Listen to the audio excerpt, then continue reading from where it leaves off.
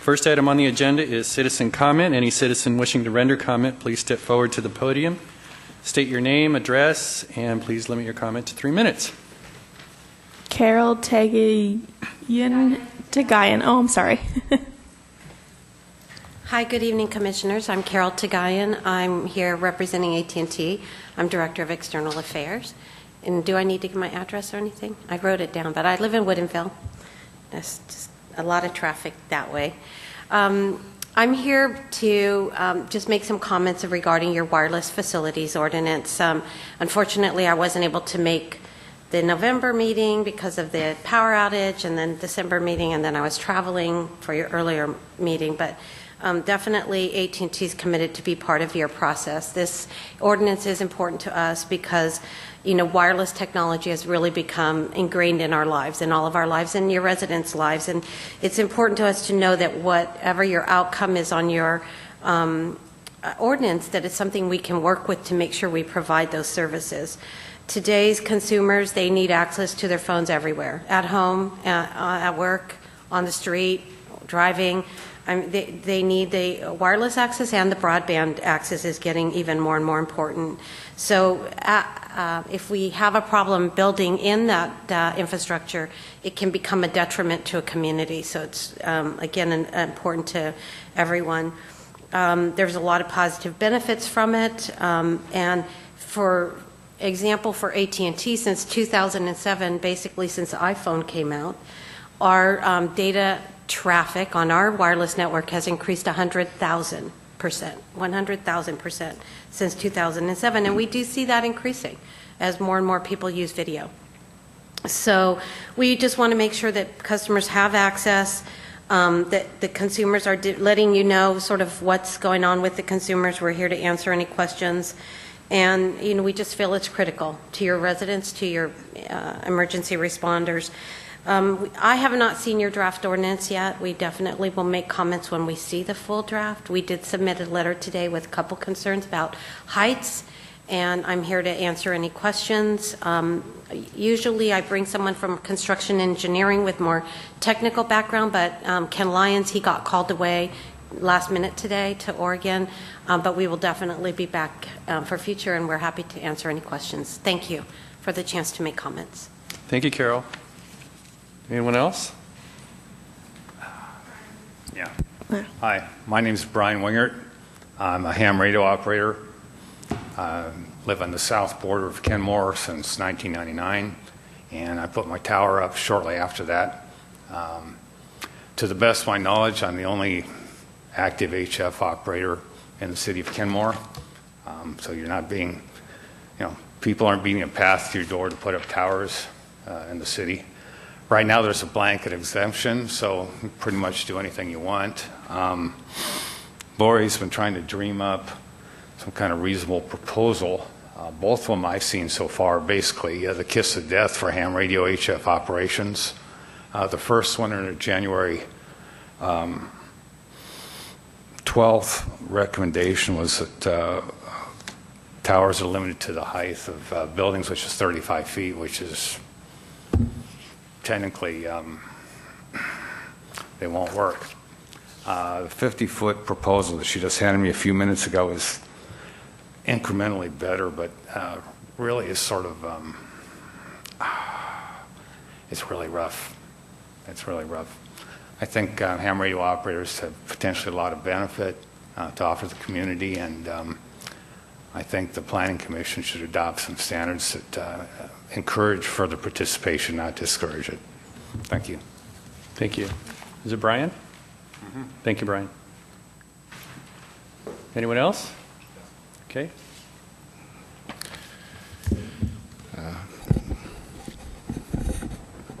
Step there.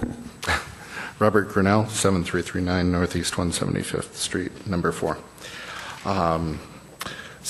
First I want to express my appreciation to the staff and Lori for having reached out to the amateur community for comment and for incorporating our concerns in such a substantial way into revising the recommendations from what they were last time I was here. Staff will be sharing with you a couple of documents. I don't know if you have them already. One is an external document on antenna height and its effect on communications, on effective communications. The other will be a summary of our discussion and my comments from our meeting last Thursday. Anyway, I want to address the current suggestion from staff or proposal from staff. My first preference would be the maintenance of the existing exemption. I would offer a couple of observations in support of that. First of all, I don't think it has created any problems here in Kenmore. I don't know. Obviously, staff could speak to this better than I, but I don't think there have been any cases that have been brought up that have been a problem as a result of amateur radio antennas or towers. Secondly, as one of the commissioners actually observed last meeting, Kirkland has done a good job of maintaining property values, and I would offer the observation that, as documented in the paperwork here, that Kirkland has a similar exemption to your current exemption. So that would be the first preference for the amateur community, that the current exemption just be maintained. Moving on, I recognize that that differs from the staff recommendation. Obviously, staff has to steer a neutral course and is charged with preparing alternatives for you. This difference is pretty much going to come down to a matter of difference in height recommendations or regulations. Any issues of safety and structural issues can be dealt with objectively. So what that ends up coming down to is pretty much a matter of aesthetics. And this is towards the end of my comments document, but I want to put it forth to you verbally here that it's a rather perhaps counterintuitive argument, but you can actually make a positive case for a taller antenna support structure aesthetically, because it moves the antennas up out of the visual range of the home. So if you have a 35-foot tower, those antennas are sitting right above the home in the immediate neighbor's view. If you have a 100-foot structure, they're up in the treetops, and you do have 70 to 100-foot trees around here, so distant neighbors often won't even see them, and they're out of the immediate visual view of the neighbors. So the document will also establish concrete communications and neighborhood benefits from moving the transmission up higher, but I wanted to make that particular aesthetic comment personally. Thank you. Thank you, Robert. All right, there being no other citizens seated in the audience section of the council chambers, that satisfies this element of the agenda. Excuse me. Next item on the agenda is introduction of new commissioner. We are joined by the newest appointee to our commission, Dennis Olson. Welcome, Dennis. Dennis, I've met Dennis before because his wife, Karen Olson, was on the Planning Commission for a number of years and was appointed when I was appointed and Commissioner Vanderline was appointed. And we remember Karen fondly, and she was an excellent planning commissioner. We were lucky to have her. So we look forward to the same kind of quality service. It's okay. There are other, I'm sure, qualities and assets you can bring to the commission. Am I correct in understanding that you have a legal background? Yes. I will not hold that against you, but okay. That should be of value here on the commission. All right. Unless there's anything else you want to add. I suppose just a little background. Okay. I was a planning commissioner in the city of Seacac for a number of years, as well as was involved in the local chamber of commerce. So I've had in other locations fairly expensive time, but it's been a number of years. Yeah. So I'm expecting I'm going to be a little rusty, and the laws and the processes change a bit, so I'll be learning. Okay. If there's anything, and I'm sure I speak for everybody here, that we can help you with getting up to the curve, I suspect you'll be a quick study, but I'm happy to answer any questions you have. One thing I can kind of tell is that your mic might be off. So if you push it so it's high, you got the mic is pointing in between you and Commissioner Vanderline. So if you move it up there and you push the tab and it's gone up, you say, yeah, it works. You're good to go. Great. I don't like to hear myself, so. Don't be shy. Okay. Thank you, Dennis. All right, next item on the agenda is approval of the January 5th, 2016 Planning Commission meeting minutes. Do I hear a motion to approve?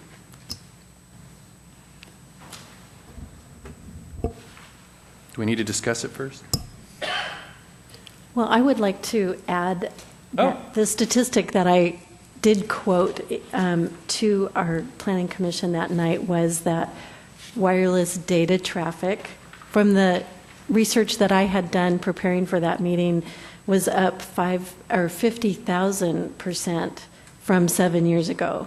So that is a little bit smaller than what our public speaker had to say tonight, but I think it's a valid piece of information to put in our minutes, because that is what is going to shape our future, is knowing what the load that these facilities are going to carry for our residents. So I would like to have that. Do you have a spot in here that you want to, is there some place you think it might fit in particular, or just anywhere? Just after the sentence where I made a comment, Okay. if you could add that statistic, that would be helpful. Okay, any objection to that amendment? No objection? Do I hear a motion to approve the minutes as amended by Commissioner Baker? I so move. Okay, do I hear a second? I'll second. Any discussion? No discussion? All in favor of approving the minutes as amended, raise your hand and say aye.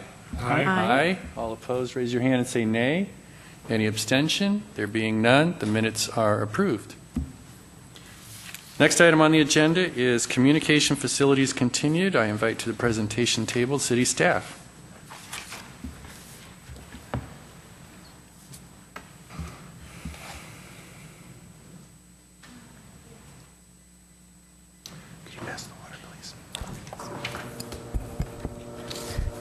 Okay, while the screen's being set up so Laurie can actually pull up the agenda material, and planning commissioners, if you could raise your screens, that would be helpful so you could follow along.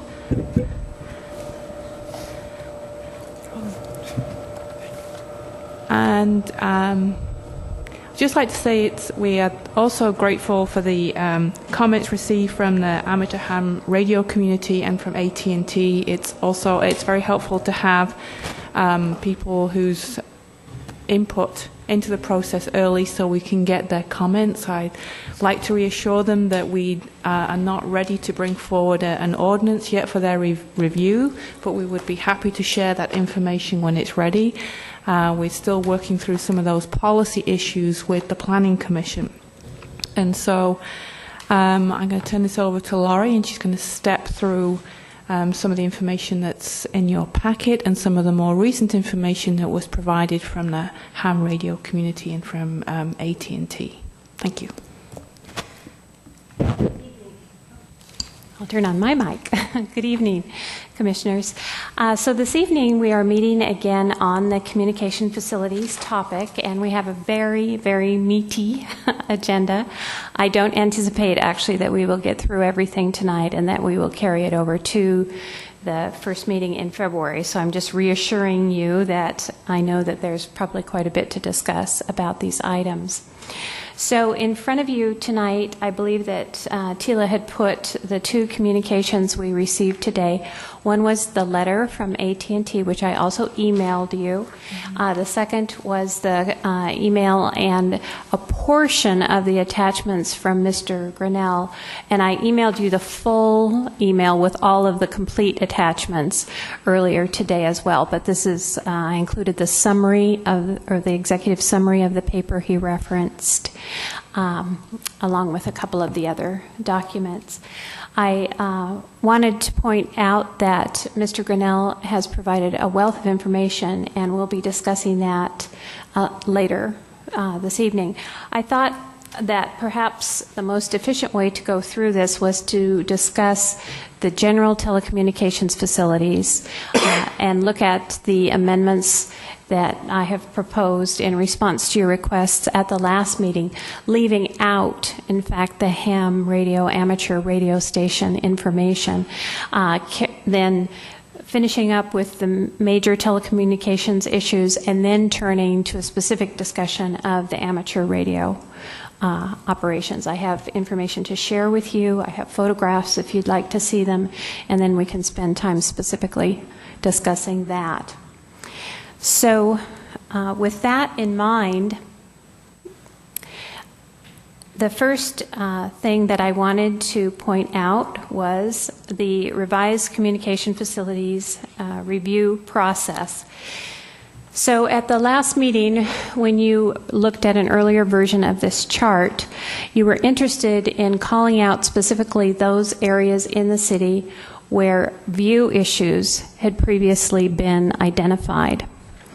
So if you look across the top of the chart, again, we have, you also asked me to distinguish between single-family and multifamily zones.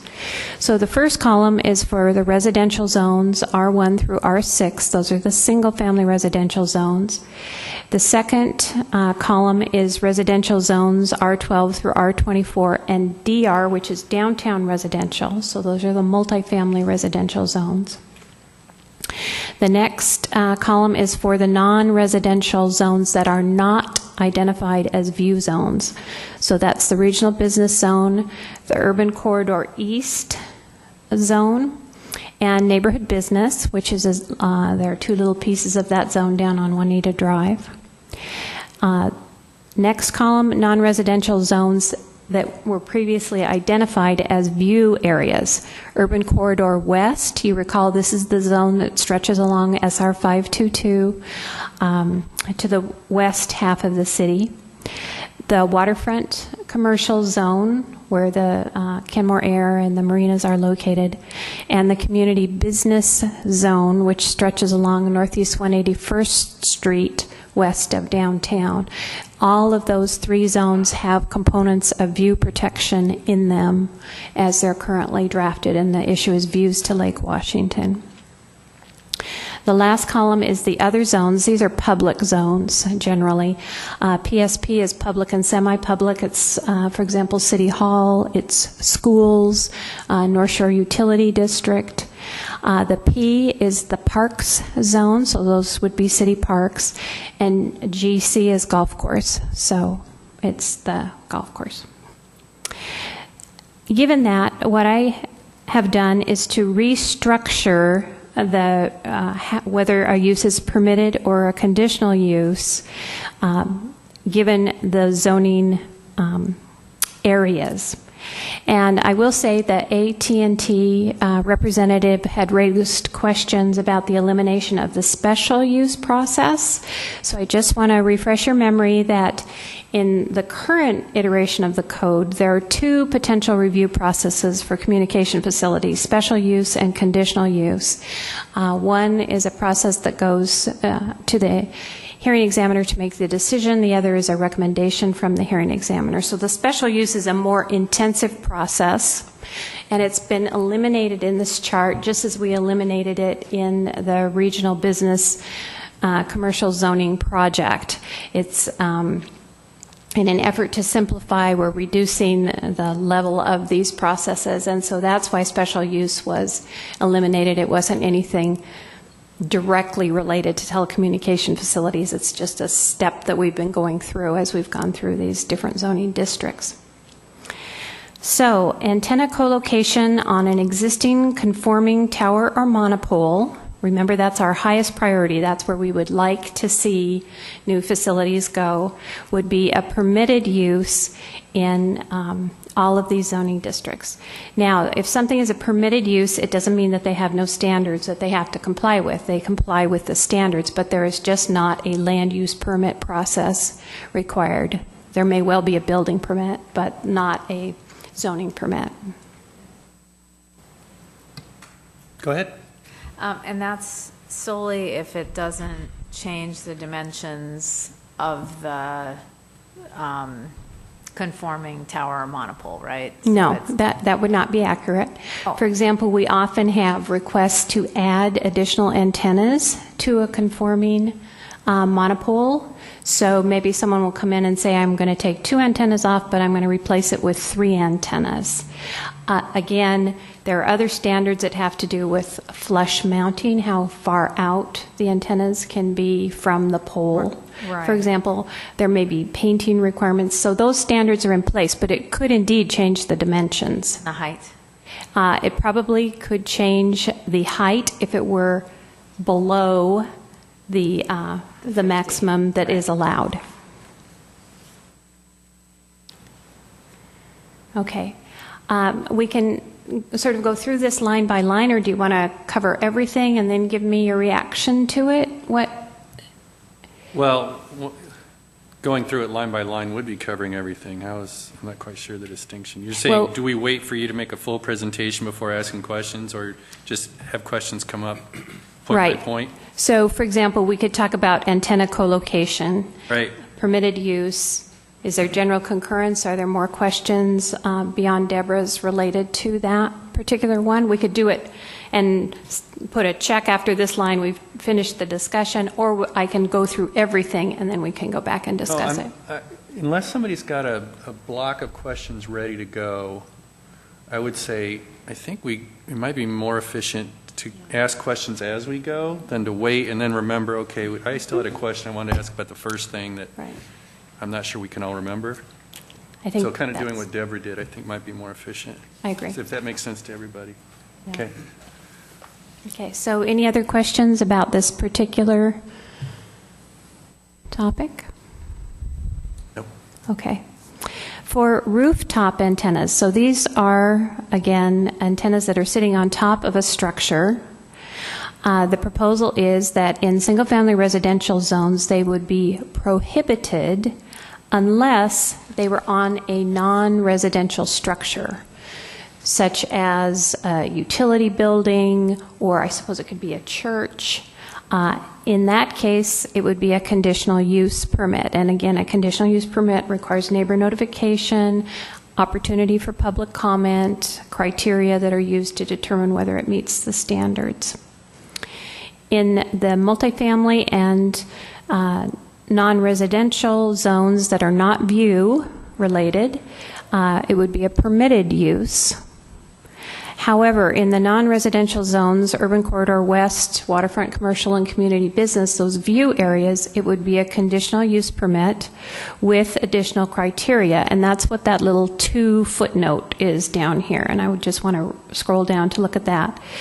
So if it's a conditional use 2, which is what almost all of these are, in addition to satisfying the regular criteria, staff is proposing that there be some additional criteria. First of all, that it's necessary to fill a gap. Remember, we want to make sure that we're giving the ability to fill gaps, to continue service. It could support emergency radio operations in Kenmore, or provide a customary and expected business service to the site. And I think this got to Mr. Mulcair's concern about businesses that may rely on rooftop communications for their business. So the second thing would be that alternative sites or smaller facilities have been considered and have been determined to be infeasible, and that visual impacts of the facility are minimized and the proposal does not significantly impact views to Lake Washington.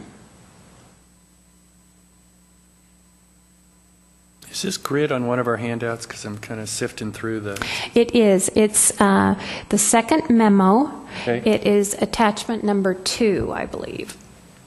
Okay. Yeah, by all means, ask questions. So I was on C there, it mentions visual impacts minimized and not significantly impact views to Lake Washington. How are those defined and determined? It seems rather broad. Right. So I don't know how you can determine it except through looking at a contrast. For example, if someone were to propose a rooftop antenna that was a single whip antenna with a diameter of 3 inches, or were to propose a multi-panel series of antennas that were provided the same service but was 5 times the diameter, I would say that you would be looking at which is the alternative, the one that minimizes the impact. So in terms of standalone, it's not that there's a certain dimension that you're minimizing the view. You're looking at alternatives. That's part of the discussion, and this is the alternative that would minimize the impact. Okay, who makes that determination? The decision maker for the conditional use permit. Which is, I'm sorry, could you? Right, it's a type 2 permit, which means it's a planning,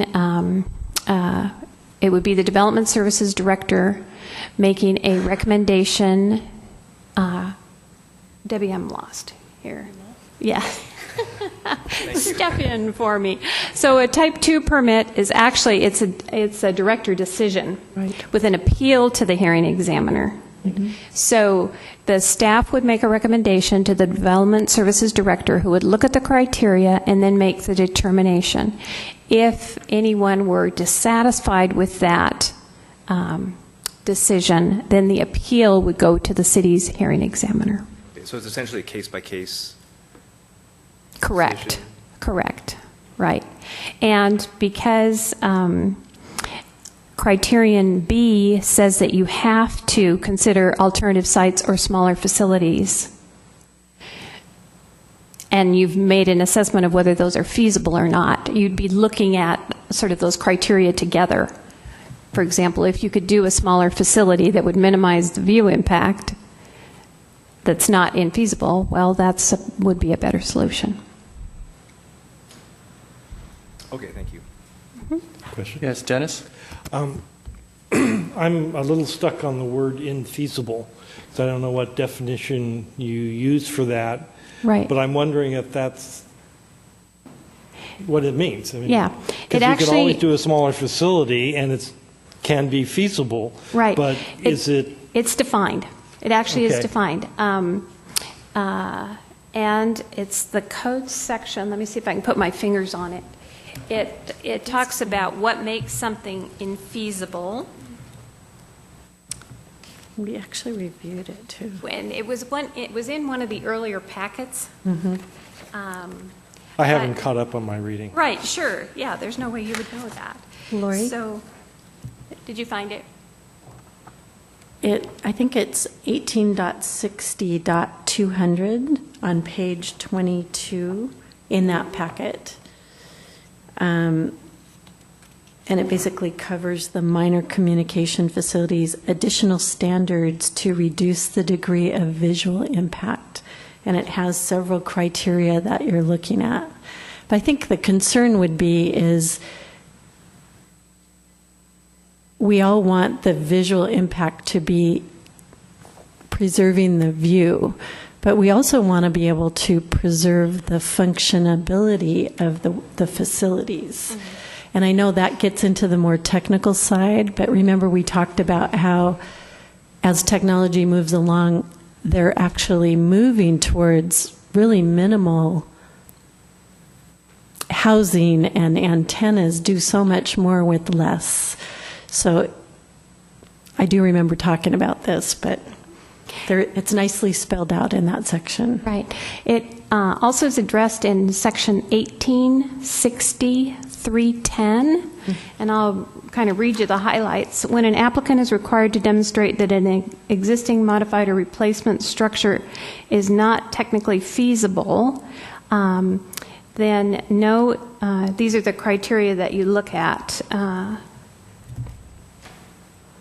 No existing structures are located within the geographic area required to meet the applicant's proposed area of coverage. This is actually directed more toward co-location, but it talks about structural strength, talks about height, talks about interference. So you wouldn't want to set up a system where there was interference. So there would be a series of criteria that would address what does feasibility mean. That would not be open to interpretation, or at least the parameters within which you'd have that discussion would be included. Okay. Dennis, did you want to follow up? I'm going to have to think that through. Yeah. Okay. Thank you. Good question, though. Mike, did you have your hand up? Yes. Go ahead. Question under the conditional use permit, condition B, is there in our rules today any opportunity for the applicant to offer some kind of remediation or public benefit? No. Should we be thinking about that? I'm thinking about going back maybe to Dennis's question. If we determine that there is a public good in having that antenna,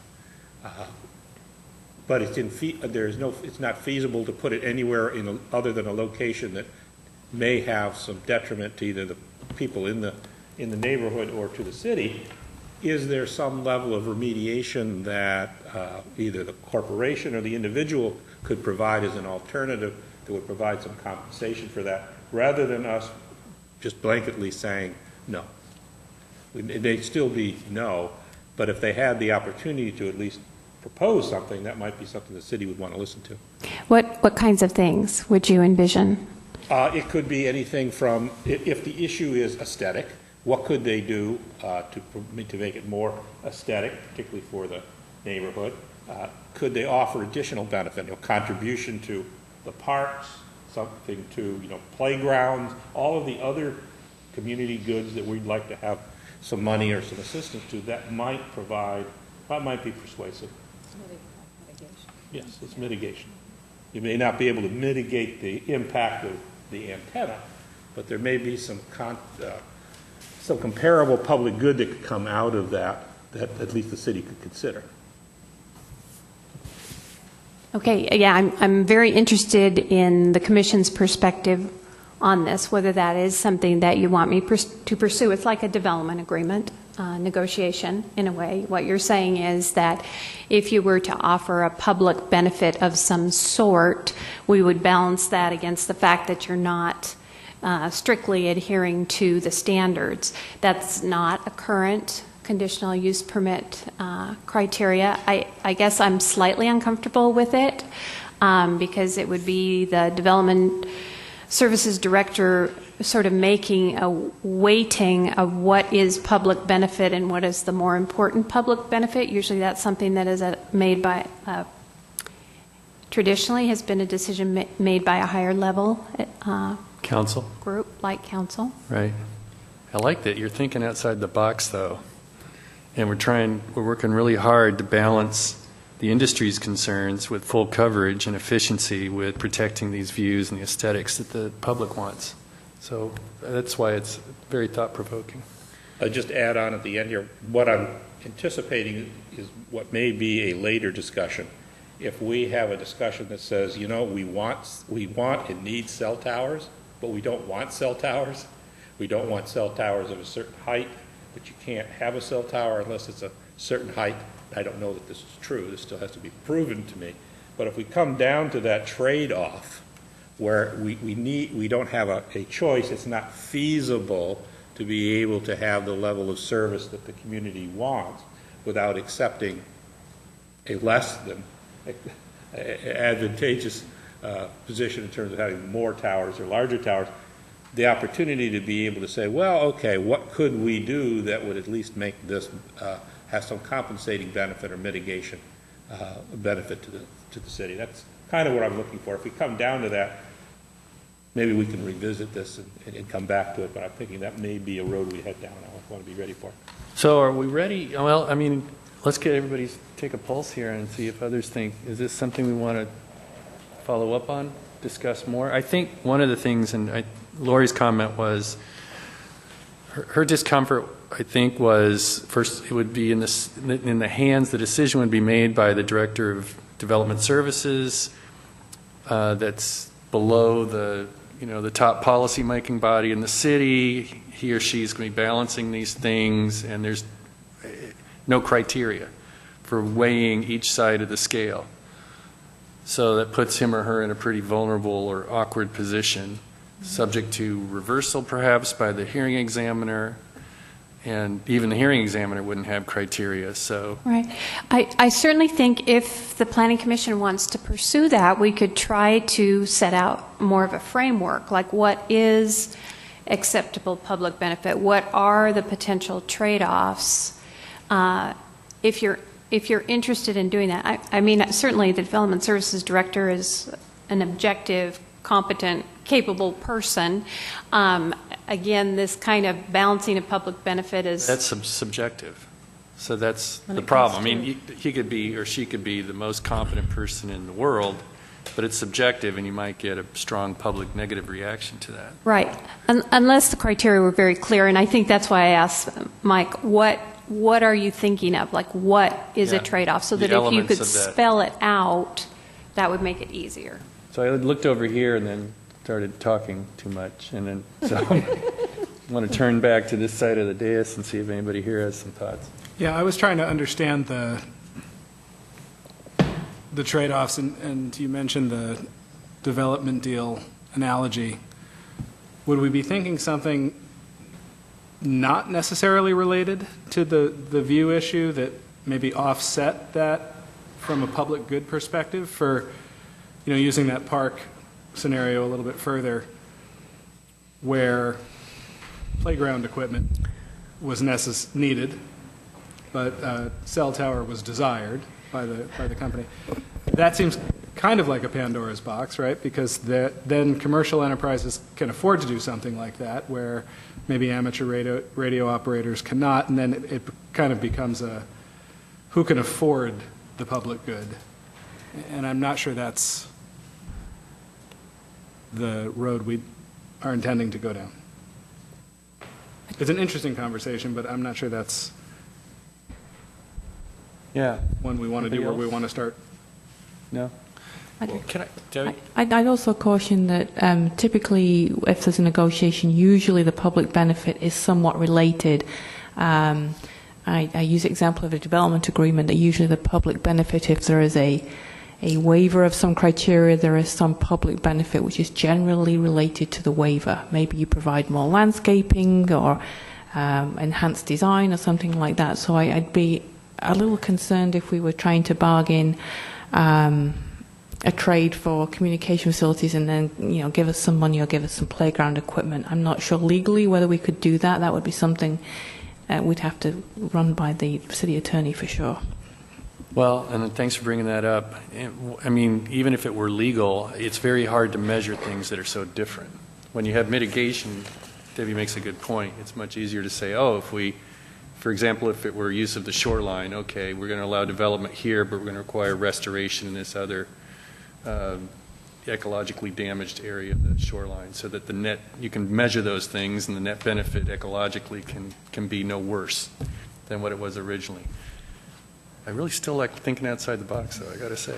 One thing that comes to my mind is, from reading the memos and then some of the discussions we had before, it seems like the technology, as Commissioner Baker's pointed out and others, means that there's going to be less and less demand for tall towers for these communication facilities. Is that right? And if so, is this just an interim regulation where eventually we won't have many monopoles and tall antenna blocking views? And I know that the advocates here tonight are saying, let's protect these, let's allow for taller structures so we can more efficient and broader coverage. But is that a short-term scenario? I honestly don't know. I would assume, since, for example, AT&T is still interested in having that opportunity, that there must be some continued interest in it. The DAS technology, I think AT&T is pursuing that as well, I assume. So I don't envision these as interim regulations. It may be, for example, that if the big towers are no longer needed, they would just, that line just wouldn't be used, and we wouldn't have to amend the code. No, but I wonder if we're going to a lot of trouble with opening up, potential unforeseen consequences to try and accommodate broader coverage and industry desires, when in fact in the long run it's going to be unnecessary. Right. And how much are we going to wrestle with these kind of balancing issues when in fact in 5 years maybe that won't even be an issue? Well, for example, the line that we're looking at is rooftop antennas. Yeah. And I'm not sure I envision a scenario where there would not be a need for rooftop antennas. When we get down to talk about new towers and monopoles, maybe there is, maybe that will eventually be an old technology. Well, we're talking about view protection, though, whether it's on a roof or a standalone Right. structure.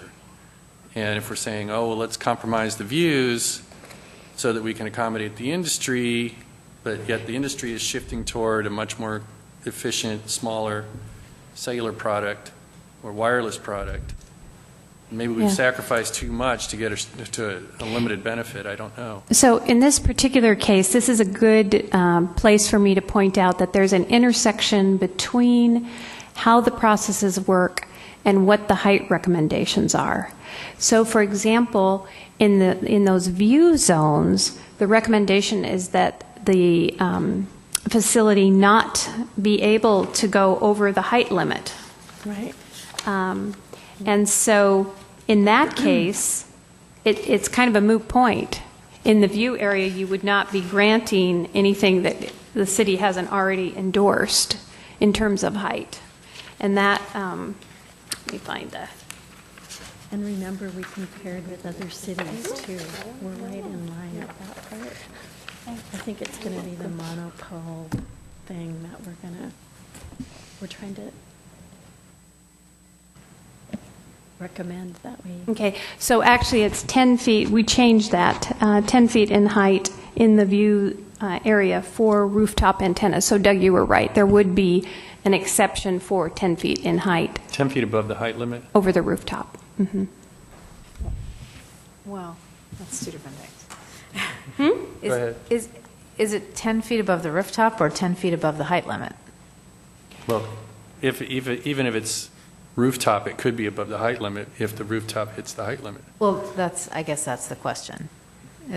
So it can be 10 feet over the height limit? Correct. Okay. Mike, did you want to add something? Yeah, I just wanted to add, and I may have jumped ahead a little bit. My earlier comments were primarily directed toward the new tower and monopole issue. Oh, okay. We were getting into that C-2, so I wanted to that's why I brought it up now, but I'm mostly specifically thinking about that. And what that I think is coming down to is, as I absolutely agree with, I think it was Doug who was saying, where we have here, or maybe it was the staff, we do have an intersection here between what we have on this graph here, which I think is what we asked for, certainly, and I think where we want it to be in terms of lays out where the priorities are. I think the issue that follows on to that is the height issue. And I think that may be a technical issue, and I'm looking ahead to, if we come down to the new tower monopole issue, and we find that feasibility is going to drive us to a decision that may not be what we want, what then? Is this a binary yes, no decision, or is there something else that we could add to this? And I fully agree that there is a Pandora's box here potentially, and I certainly don't have the knowledge at this point to know what the unintended consequences would be, but that's why I think we're here, is to talk about these things and to come up with rule and recommendations that would at least anticipate what these are. So that's why I put it out here as something to consider. And it may be the wrong time and the wrong place, but I think we are going to come down to that yes-no decision. That's going to be a hard one. It's not going to be made by this commission, but whoever's sitting there might want to have some flexibility to help them with those decisions in the future. Well, that's kind of one reason I brought up the what is the trend, the point about what the trend is. It may not be an issue for the future, right? It may be mooted by technology. One question I have when I've heard the citizen comment tonight, well, at least from AT&T, less so from the ham operators because they're in a whole different category. But the letter that was sent to us and the citizen comment by, was it Carol? Thanks. imply that we don't have good enough coverage, wireless coverage, and unless we allow for taller structures and perhaps keep the current height limits instead of reducing them, we won't get broad enough coverage or efficient coverage. But I guess that begs the question, do we have insufficient coverage in Kenmore? Is this like a dead spot for wireless service?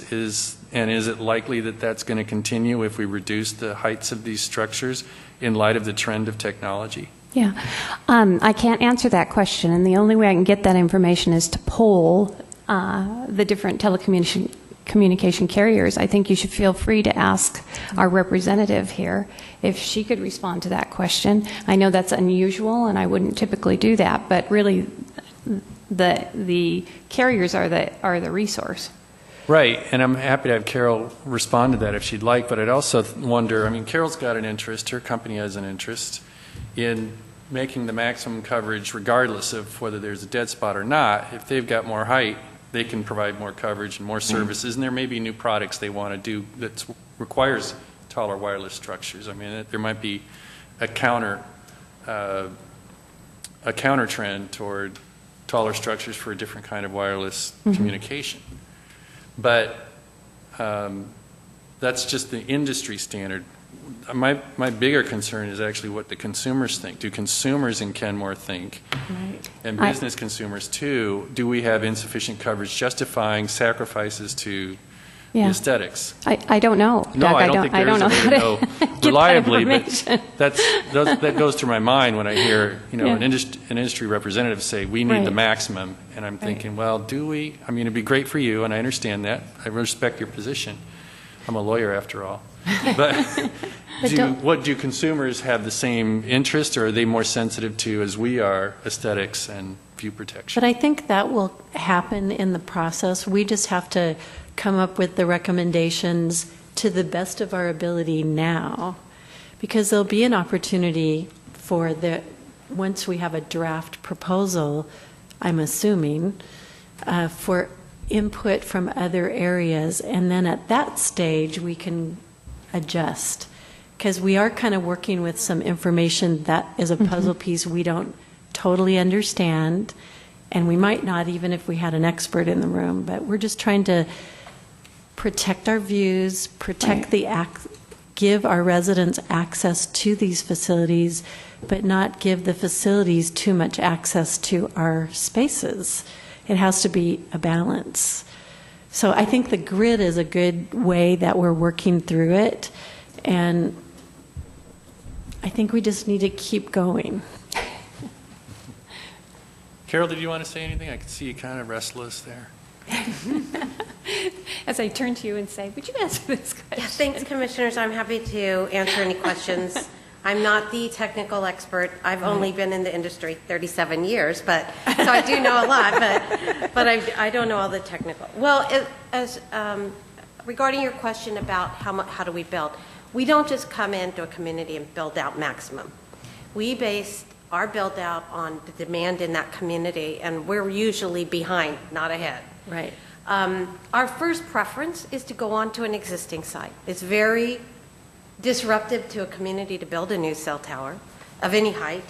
And so our first preference is to look around at what we have and try to upgrade what we have existing, which is a big project that we do every year to improve our technology. That's why your staff was mentioning sometimes we do upgrades, and sometimes it does alter the way the tower looks, but it saves building a new tower too, right? And it's better for us and everyone. So that's how we build. As far as I could tell, looking at the coverage map for Kenmore, as far as AT&T, you appear to have great coverage. I counted, and I'm not sure if I'm 100% accurate, but about 7 sites that we have here. I'm not sure how many are freestanding or if they're co-locations or what they are. Right. I didn't get down to that. And then there seemed to be a question about the industry shifting away from cell towers into something different, like a DAS system. That is not a shift that we're making at AT&T. We do build DAS systems primarily in high traffic areas. We do build new cell sites, as well. There's a new technology called small cell, which you may be thinking about, which will augment cell towers, but they don't operate alone. They actually communicate with existing towers. So, but as far as I know, at today's date, we don't have plans to go away from, building cell towers. But again, our first preference is to upgrade and maximize capabilities of the existing towers via fiber, bigger antennas, whatever we can do. I have a question. Do you ever remove towers when it becomes obsolete? Let's say you get a DAS and you can locate cellular pads and receptors in one place that are far less obtrusive than a monopole that's already been used for X years. Well, our industry is still sort of young, so we haven't had a lot of towers that we've had that become obsolete, unless it's in the process of a merger. So we merge and there's two, and one becomes obsolete, and then it needs to be removed. But mostly they have been upgraded and improved upon and are being utilized, especially because it's so hard to get a new one. Okay. Anybody else? Mike? Yeah. Mark? So I'm more familiar with electric utilities, and I know they do long-range planning based on what their demand is and what energy sources they need to serve it. Does AT&T do similar long-range planning, and specifically for Kenmore, in terms of extrapolating demand and specifically how that might affect numbers? Like you say, I think 7 sites you have now. Do you have any plans for further sites at this point? Or? At this point, I don't know of any plans for new sites for your community. There's not this year, as far as 2016. So we don't plan way far in advance because technology changes too fast, and the way we budget as a big company, it's like a 1-year budget. But this year's plans are primarily around upgrades for existing. And I'm sure if we have any existing sites in this city that have not been upgraded, we'll be filing permits to do upgrades this year. And we have a numerous amount of upgrades that we're doing. That means taking a 3G site to 4G, giving more capacity. A site that's got good coverage now needs capacity because people are just using so much data. Right. So those types of upgrades, I don't have the specific plans for Kenmore, but we can check on that and come back. But not any new site, not a ton of new sites planned this year. We did do a bunch of new sites the last few years, 13, 14, and 15. Yeah. We did a bunch of new sites. Yeah, I'm sorry, this past year? Yes. That's correct. But this year we're all about upgrading and modifications. Okay. Anybody else? Go ahead, Mike. Just a question. To what extent does the cell capacity tower availability at Kenmore impact surrounding communities and or people traveling through? So when we built a cell site, it kind of blankets a pretty good area. Depending on the height and how much usage is happening, it can cover a broader area. And yeah, sometimes that can bleed over. You could be benefiting from a site next door and vice versa. Of course, everyone, all these people who drive this road, I mean, I've driven it many times myself, they all enjoy the capacity that we have. Luckily we have a nice area down here where we built out some cell towers, not in residential, and covered these main arteries pretty well.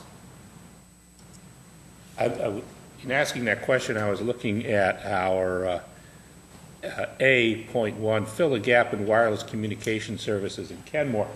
What are we intending here? Are we looking that we primarily want to have towers built here to be beneficial to the citizens of Kenmore, or are we looking at the surrounding communities, people moving through the area? Because it is a system, it is a network, and so I'm not I think there is the potential out there, given what a geographic area might look like, that it would be advantageous to put a cell tower there to benefit the network and maybe to benefit outside of Kenmore, that we might have a civic responsibility to think about, but would create a cost and burden. I'm thinking, this is probably a gross comparison to think about 522. There could be a carrying effect here where we're benefiting other folks to be thinking about, is there a social or an economic cost to Kenmore for that. So, Mike, just to fill in a little bit, are you suggesting that you must like the language about filling a gap in services in Kenmore, or are you suggesting we have a responsibility to take out the in Kenmore and talk about it as a network? I do like the language, but it might be worthwhile for us to think about what we intend when we say that. Because I do think that it is a network of cells, and I don't think you can create a fence around Kenmore and say, no, we only want cell towers that are going to benefit our citizens. And if you accept that reality, then that moves to, okay, Kenmore being where it's located in terms of geographic position, it may be advantageous to have additional cell towers here that benefit folks outside of Kenmore. Let's be aware of that. And when we're having conversations about expanding new or building new towers that may have a cost to Kenmore or a detriment to Kenmore citizens to the benefit for folks elsewhere, do we want to be compensated for that in some way? Is that something that we need to be taking in? If you're going to expand 522, there's a cost to Kenmore because we use it, but there's also additional revenues that come into that and support that comes into it, recognizing that it has a disproportionate impact on our community. May I just make one comment on that? As far as, I think what you're touching on a little bit is capacity.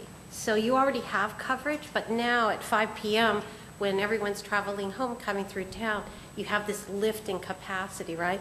All of a sudden, there's more people using their GPS or on the phone on their way home, stopping at the grocery, whatever.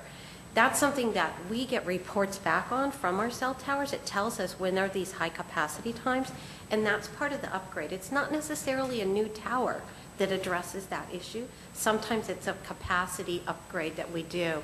And ultimately, all of that still impacts your resident, because if I live down here at 5 p.m. when everyone's driving through and the network is busier, then I might not be able to make my call if the capacity isn't there. So you're right, it does all sort of intertwine and meet together, but capacity more than new sites. Thank you, that helps. Harold, as far as you know, and I think you already said this, the wireless service in Kenmore is good or very good. Yeah, when I looked at our GIS mapping, for your city, just to kind of get a feel for how many cell sites AT&T has here. So I can't speak for the other carriers, but I think looking at the way it's mapped out for me, not to say that there aren't gaps, but it seemed to have good coverage, good number of sites spread all around the city. And Kirkland has been one of the cities we've looked at in terms of regulations on this. Do you consider their service to be good or better? I consider their service to be very good. Okay. Yeah. And they have similar issue with a lot of people coming And they've through. imposed the kind of restrictions we're looking at. And Yeah, they still have very good service, right? We worked with them on their code as well. We have we gave a lot of input on their code as well. So Okay. I can't remember if there were any specific issues. I mean, our main worry here was about the height, because we just got to get above the buildings and trees. But I think we're looking at some of the proposals staff is making is similar to that which Kirkland has already adopted. Yeah, I don't know of any issues that we had, but we can, we definitely speak to those. Okay. But we did definitely give input on Kirkland, Redmond, Woodinville, all of them. Right. Okay. Thank you. Anybody else? Dennis, did you? Nobody? I'm good. Mark? No? Mike? Good? Thank you, Carol. Okay, I know we got a lot of boxes yet to talk about. I told you So I it don't was want to bog it meaty. down too, but I knew we also covered a lot of ground with that discussion that we may not have to repeat. So let's, I guess, continue, and hopefully we've covered, as I said. Okay. So the next line has to do with facade antennas. So these are on the face of buildings or structures.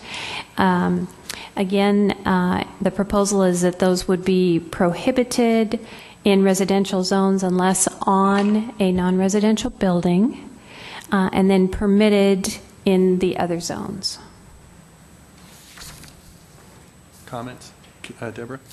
Just remind us, because I had written in my notes, and I think you said something different a few minutes ago, that facade is 2 feet above. Right. height and rooftop, I had written down 15, and then you said 10, so I'm Right. So facade antenna, the idea is, the current recommendation is 2 feet above the roof line or parapet, Right. except in the view zones where it may not extend above the roof line or parapet. Right, and contrast. For facade antenna. Right, and the rooftop, And again, is either rooftop 10 or is 15. 15, except in the view zones where it's 10 feet. So can you describe the thought process that differentiates the height between facade and rooftop? Why would one be one way? I mean, rooftop, I guess you have to go up. There is nowhere to go, is what you're saying, right? Right. Right. And it doesn't it doesn't have so much to do with the overall height. It's almost definitional. At Right. what point does a facade antenna really become a rooftop antenna? Right. So, I mean, you certainly could say a facade antenna could go up to 10 or 15 feet. The appearance of that would make it more imposing, and those rooftop antennas have corollary locational criteria that say you should try to put it toward the center of the roof if you're putting on a rooftop antenna, etc. All of these things sort of interplay with each other. I think when you see the code rewrite, it's going to be much easier to see how these things would fit together. But that's the primary reason for differentiating between facade and rooftop antennas. Okay, anybody else? Mark? Could you just, I'm sorry, how did we arrive at 10 feet for the view zones again on the rooftop? I just can't remember. Well, it was a recommendation that if you had a building in those zones and you wanted to do a rooftop antenna, 10 feet seemed, along with view protection criteria, did not seem too serious. So what if there's a conflict between the 10 feet and the view obstruction? Well, the conditional use criteria says you have to minimize views, so that would look to minimizing, but that may not be adequate. You may decide that that's not. Well, I'm wondering, based on what you're proposing here, what the city's response would be. Let's say somebody says, you know, I've got no alternative but to put it on 10 feet above this building. It's going to block some views. You know, it's not that wide a pole, but it's a pole. It's an antenna. It's 10 feet higher than the 45-foot height limit we already have for the waterfront commercial zone, which already blocks part of the view of Lake Washington from 522. And this is going to be another 10 feet of blocking the view. And it's actually, no matter how you dress it up, going to be less So attractive. the alternative, which is what we want to think about, is that you would not allow rooftop antennas in those zones. Right. Right. You're saying right now under this, there would be a 10-foot. At best case scenario, they could still put a 10-foot antenna on top of the roof. It's already 45 feet high. Right. And again, the other alternative is to say no rooftop antennas In those zones. in those zones. Deborah? Is facade always an option to rooftop? I think it probably depends on the technology. And for example, if you were doing an antenna that was like a omnidirectional antenna that shot out the signal all around, no, a facade antenna wouldn't work because part of it would be against the facade. That would, I assume, would be more like a panel antenna and not a whip antenna. So my thought is, we don't have, I mean, that's a very sensitive zone. I know that. You know, as we all know from and you weren't even here for it, but the RBs. I was here for the hearings. The RBs, yeah, that's right. Yes. For the view obstruction hearings. Deborah was in there as a citizen. And we've gone to such lengths to protect those views, and yet we're saying we could zone that, we could regulate this so that the rest of the city could have plenty of towers that go 10 feet up or even more in some cases, which it seems to me would enable there to be a lot of wireless service covering this city, but still protecting that, at least that window of high sensitivity views, public views in particular, Lake Washington. So I'm inclined to say nothing above the current height limit in the WC zone, at least, for that reason. Anybody else? I just had a question. Who would be likely to put up a rooftop antenna in that area? Who would do it, and for what purpose?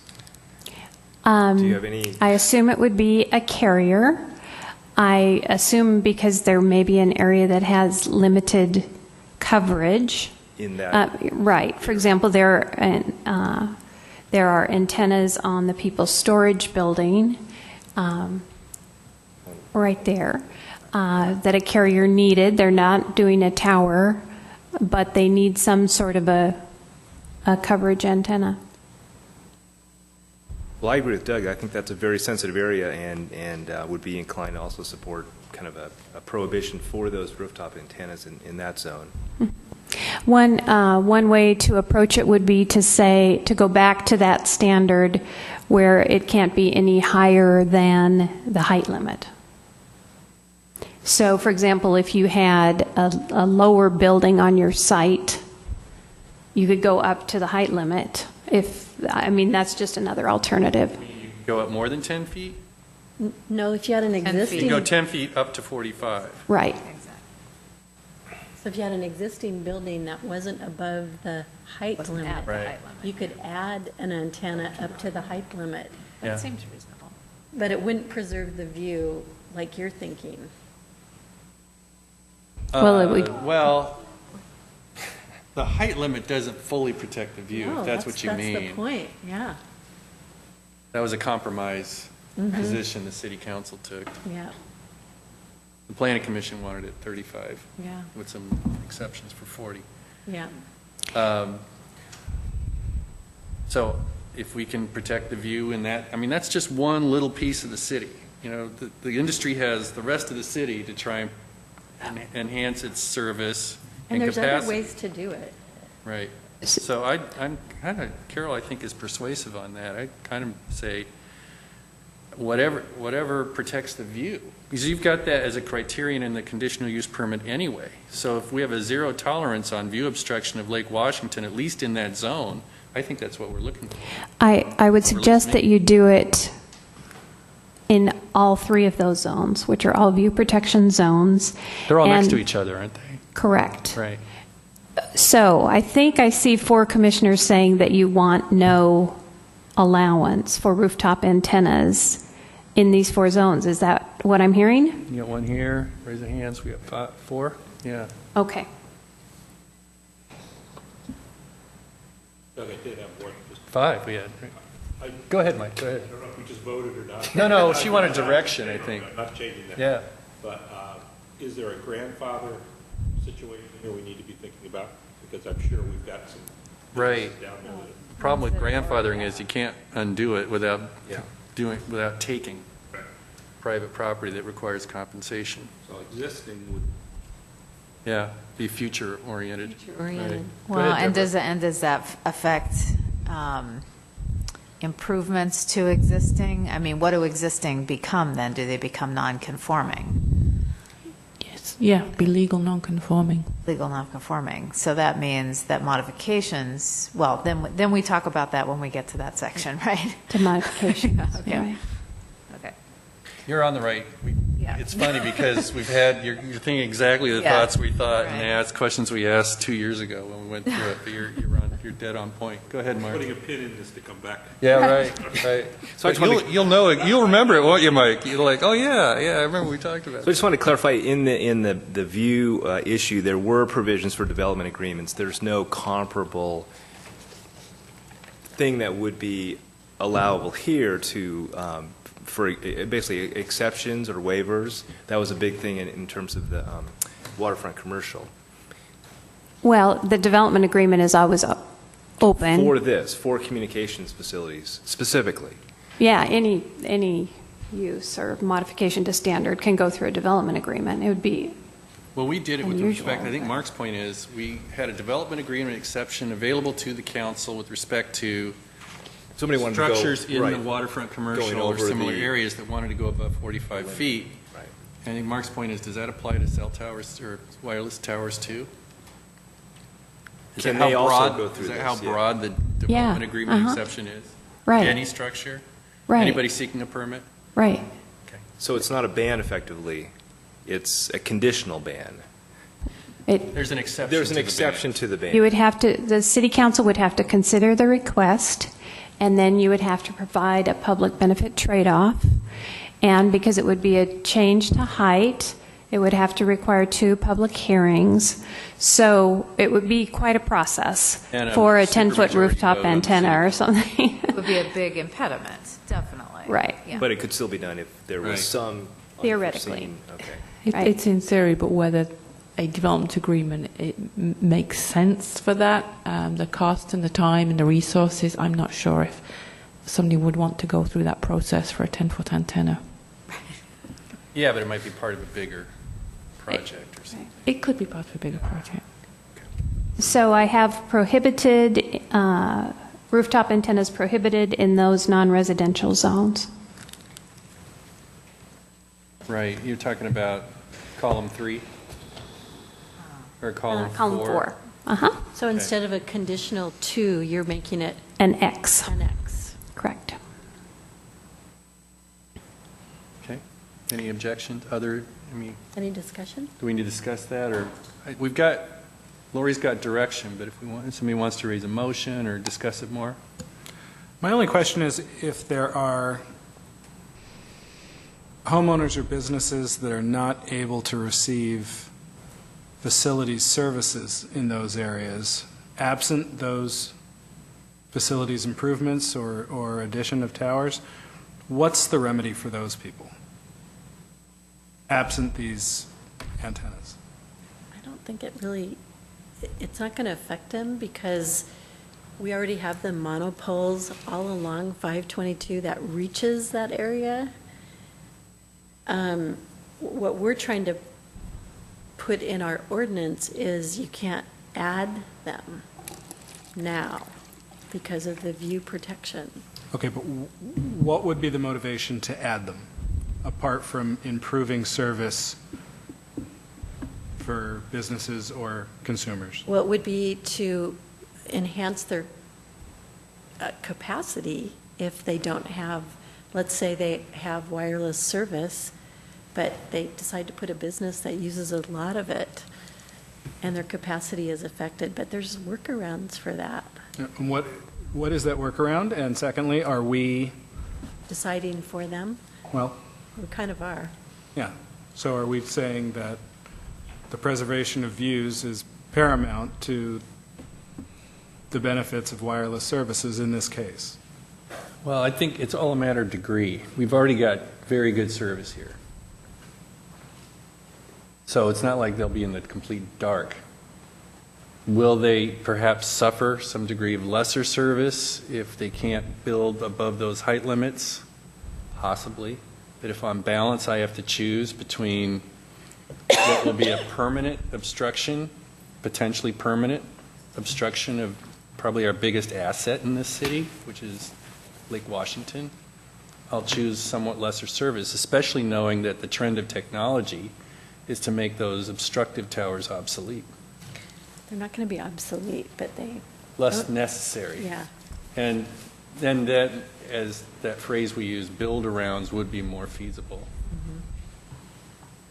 So I'm willing to go there. And I think Kirkland is too. If I get the meta-narrative from what I'm seeing in their regulations, and this is one reason I brought them up last time.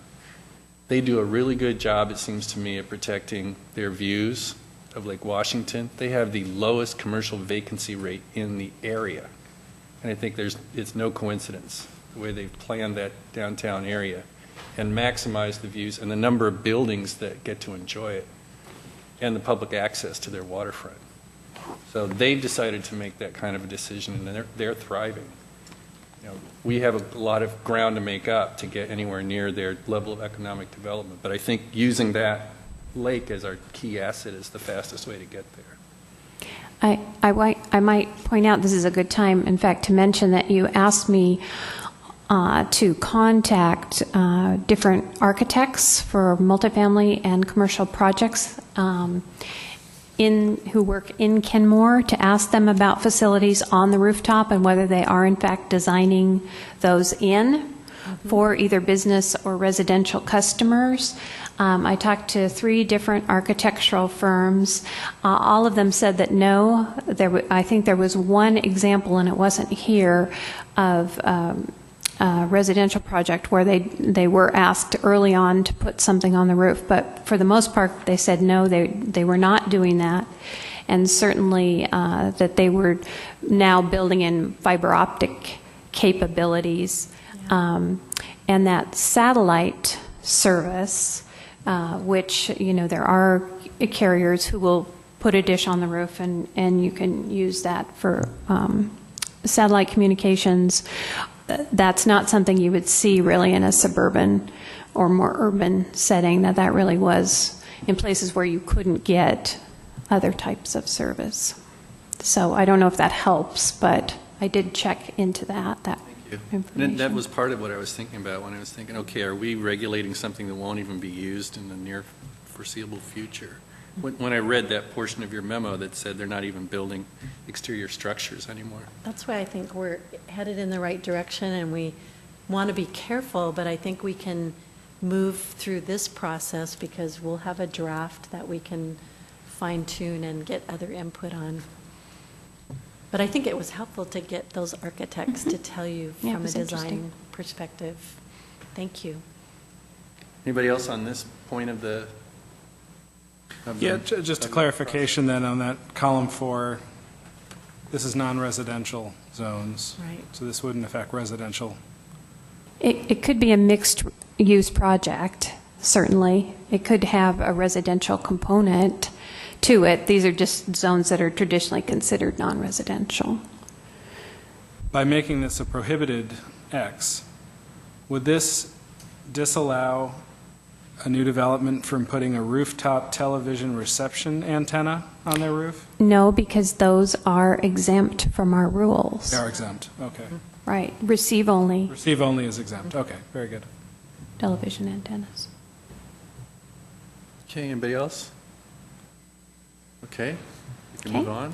So the next line is antennas on utility or light poles. Again, these would typically be in the right-of-way, so you'd use the nearest abutting zone to determine the process. Residential, single-family residential, a conditional use permit, multifamily, non-residential, and other, the PSP and park zones permitted, non-residential zones, conditional use permit, and I know you're going to ask me what the height would be. So 10 feet additional above the existing poles, but only up to 50 feet in the CB, UC West, and WC zones. So this would raise that same question. These are utility or light poles. It would allow them to go up to 50 feet with a conditional use permit. I think the same reasoning applies. And we're, like I said, there's lots of places in this city they could put those kind of poles. There's lots of light poles in the city, or utilities, or utility or light poles elsewhere. But those view-sensitive areas should be protected. So I would say in this particular case that you might want to think about allowing it up to the height limit. And that is because those smaller systems, the DAS systems usually are on this type of a facility. And so if you were wanting to move more in that direction, you would essentially be saying no. Go ahead, Deborah. So just review one more time on the height. So let's say, I heard the 50. Okay. Mm-hmm. What I'm a little less clear on is, so you have maybe a utility pole that's 30 feet. Correct. So the antenna could go up an additional 20 feet in those zones? No. No. The Okay. rule is 10, as written, is 10 feet additional 10 feet. Okay. above the existing pole, Okay. but no more than 50 feet. Okay, so it's 10. And that was chosen because the typical utility pole was 40 feet. That's where, so it was a 10-foot allowance above a traditional pole at 40 feet. The height limit in these, at least the WC zone, is 45. Right. So what I'm suggesting is that you want to keep it at 50 feet in residential zones, but drop it to 45 feet rather than completely prohibit. That would be Because my of the recommendation. DES. You may not agree, but Well, then this is another engineering question that we're not, at least I'm not really well suited to answer. Really, how much of a burden does this put on the industry to not be able to put a DAS wireless product at 45 feet instead of, what would the highest be at that point? Or we're having no antenna above the existing structures. It's going to be an X for any antennas above the existing structures in these zones. Is that right? No. I think can I just interject something? Okay, so the light posts have a standard height. And according to this, if you had a light post in a view area, then its height restriction would be based on the cap of the height restriction in that view area. But it could go up to 50 feet from the ground to the top on other areas. But if you look at those light standard antennas, they generally run 6 to 10 feet. Sometimes they're like 3 to 4 feet. And they're very unobtrusive because they're just sitting on top of an existing light pole. Then they don't need 10 feet. No, they don't. But giving them 10 feet allows for them to maximize that if they need to, but not in a view area. That's still getting at. that's So in still the- protected to the height limit. Right, to the 45 feet. Right. Foot height limit, although he keeps saying 50, and I So- don't know why so I'm there are saying that. two alternatives that I think you're talking about. One would be to prohibit any type of an antenna on top of a utility or a light pole in those zones.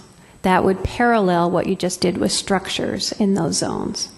The other alternative, if you're concerned about the increased height limit, would be to say we will allow antennas on utility or light poles, but only up to 45 feet, which is the height limit in those zones. You know, a middle ground might be only allowing a DAS structure or facility up to the height limit, because that's the point of your argument, is that's a more efficient wireless device, right? Right, but I don't think there would be any other. I don't think there would be any other They wouldn't use any kind type. of other antenna on a light pole? Well, I don't know if it would technically be called a DAS antenna, but it would be on top of the utility pole. So it's going to be a different kind I of thought an the point you antenna. were making was DAS is very efficient. We don't want to discourage the industry from putting those, using those.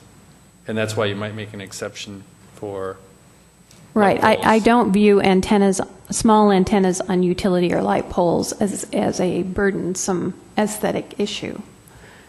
I guess that's the point I'm making. If they go up, they might be. To 45 feet. Yeah. If You're it were- saying that's not so burdensome because these are smaller structures. Right, and it might Smaller antenna. provide an opportunity, given that you've now prohibited all rooftop antennas in those areas, to just extend the aesthetic impression of a pole up to the maximum height But that could rather be, than having it on the rooftop. that could be 20, 30 more feet. It's generally not, though. I mean, if you just go on Google and Google DAS antennas on a light pole, you'll get the industry standard. And they don't really look any different than the light pole, except some of them might have a little pokey thing, you know. It's like negligible. Yeah. And I'm not less doing worried away about- with the 10 feet. What? It's 10 feet up to a maximum. Right. It's 10 feet over the top of a pole up to a maximum. So if the pole. So 20 or 30 feet and foot antenna on a pole is not in the cards. What if we did this? What if we know, I remember from the whole view obstruction argument we had with buildings in the WC zone, that 35 feet would fully protect the view. What if we went up to 35 feet?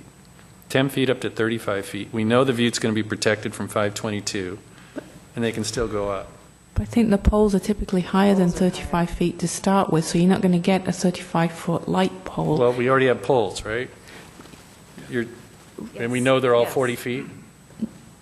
No, we don't. We don't know that they're all 40 feet. That's sort of a standard size but I don't know if they're all that Go ahead, same Mike. size. We've already said we're not going to allow antennas on roofs, which I think is a good decision. That, I think, takes away a lot of the potential for cluttering the view and having kind of a free range out there. That's great. Now I think we have to come back to the other question of, we need to have access to these services to the people and the businesses that are going to be down there. I think by encouraging them, actually incenting them, actually regulating them to the point where they have no choice but to concentrate them on the poles is a better alternative than having the free range on the roof. So, I mean, given what the options are out there right here today, that may be our best option. And if it's 40 feet is by and large the standard, then then I think the 45 limit, I think, should be able to allow that to happen and minimize the impact. But I don't know if we can, in this case, we can totally, truly eliminate any impact in that zone as much as I would dearly like to have that happen. I think we've got to have a compromise. We have to make this technically doable or feasible in some way. Yeah, and I respect that. Go ahead, Deborah. I'd like to concur and propose that we say that it's up to 10 feet above the pole, not to exceed 45, because it seems like we made kind of a hard rule about 45, and I just don't see why we need to go past that for this one particular issue. I don't know. Well, especially in light of what Carol said, when they don't need to be much taller, more than a few feet taller than the existing pole. Anybody down here? But light poles can be varying heights depending on the light coverage that they're covering. So, you know, I just think if you have the height limit, Which is 45. then if you had a really tall pole, you're not going to get to put an additional antenna on top of it. Right. So be it. Unless it could be flush-mounted facade, right? And they do show those where they're not up above, they're Right. alongside the pole. Well, that would be okay. I mean, Right. we're not, yeah. Yeah, so it's not like they can't do it, it's just you're protecting the view and protecting the height. I think we're creating a challenging standard here, but it challenges, I think, the industry to apply the highest level of technology, the least intrusive level of technology, and I think that would be... Which is why I'm not as threatened by the burden on the industry, because they can adapt much more easily than we can give up. We can't get it back. Right. They have more alternatives than we do. Maybe we should make it our homework as a planning commission to pay attention to the DOS poles that are out there, because I did actually do this before our last meeting, and Kirkland, Redmond, you know, kind of the more technology-oriented cities have them, and once you start looking for them, they're everywhere. Do we have a picture in our memos of a DOS pole? I think you showed us one last time. Yeah, I may have showed you one. In your current materials, you do not, but I certainly could provide that. Here's a whole bunch of them. Oh, look at that. Just pass it down. So I think I'm hearing a majority of commissioners say that that you're comfortable with 10 feet, but up to a maximum of 45 feet. Go ahead, Mike. Just a nitpick here. Do we want to say 45, or do we want to say the maximum in the zone? Maximum allowable in the zone. That the max? It is the max in WC. I don't know about the others. Right. The other zones are the single-family residential zones, and I, rather than rely on the... Not bad. UC West, CB, and WC. Oh, okay. All right.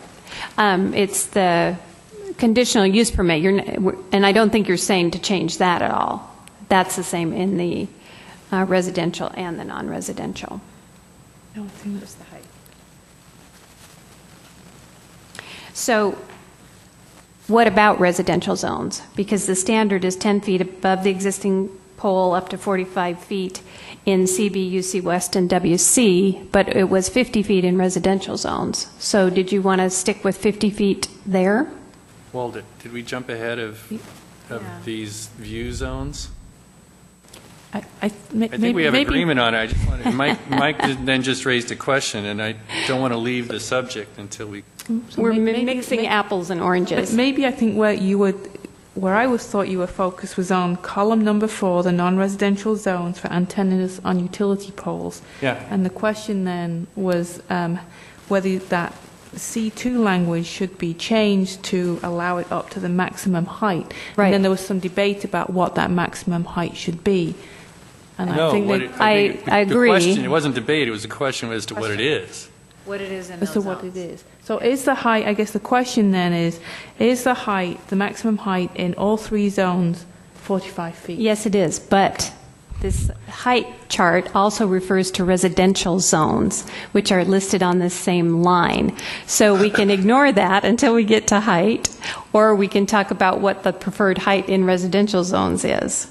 And we're kind of killing 2 birds with 1 stone. We're looking at both charts But you know what? simultaneously. That's why I raised the issue for its sake of consistency. Right now, we're consistently saying we want to have it to be the height that's approved in the zone. But, or do we want to say that, or do we want to say 45 feet? Height in the zone limits the, Height in the zone, definitely. yeah, limits how much they stick out, how conspicuous they are in a residential area. All right, but let me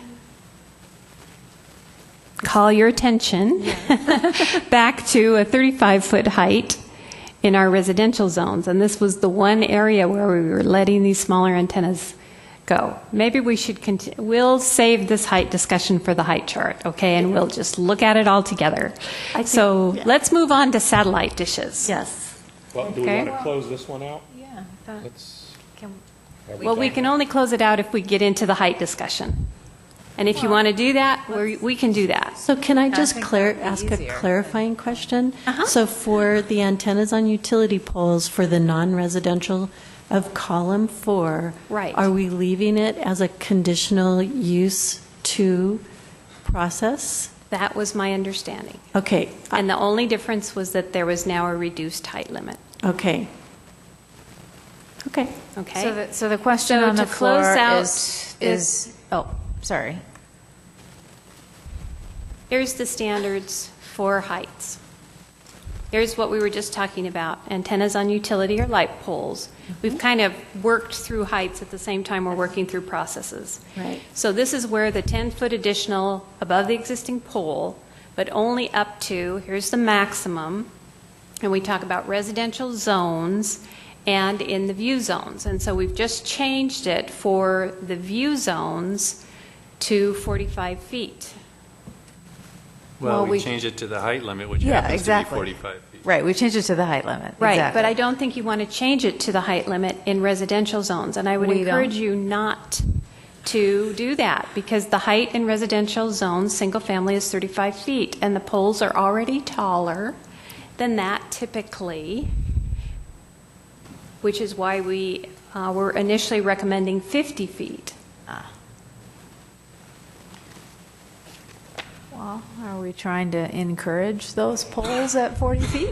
I don't know. You don't want to make the utilities go and change what's already there, though. They don't have No, to. they'll never do They're that. grandfathered. It'd always be legal non-conforming, but it's, yeah. You're just limiting the height of the antenna on top of the pole. Correct. Yes. So the maximum would be in the, But doesn't 45 still work for DAS? 45 would work for a small antenna on top of a utility pole. I will tell you that the one area where we were thinking that in terms of our priorities in residential zones was on poles in the right-of-way. So much as you've now agreed that you're going to do this trade-off of no antennas on buildings in these other zones, I think you want to think about if we have residential zones and they want to do an antenna and we don't want them to do a monopole, we want to give them some ability to do something on a utility pole in the right-of-way, and then what is an appropriate standard? How big should those be? Right.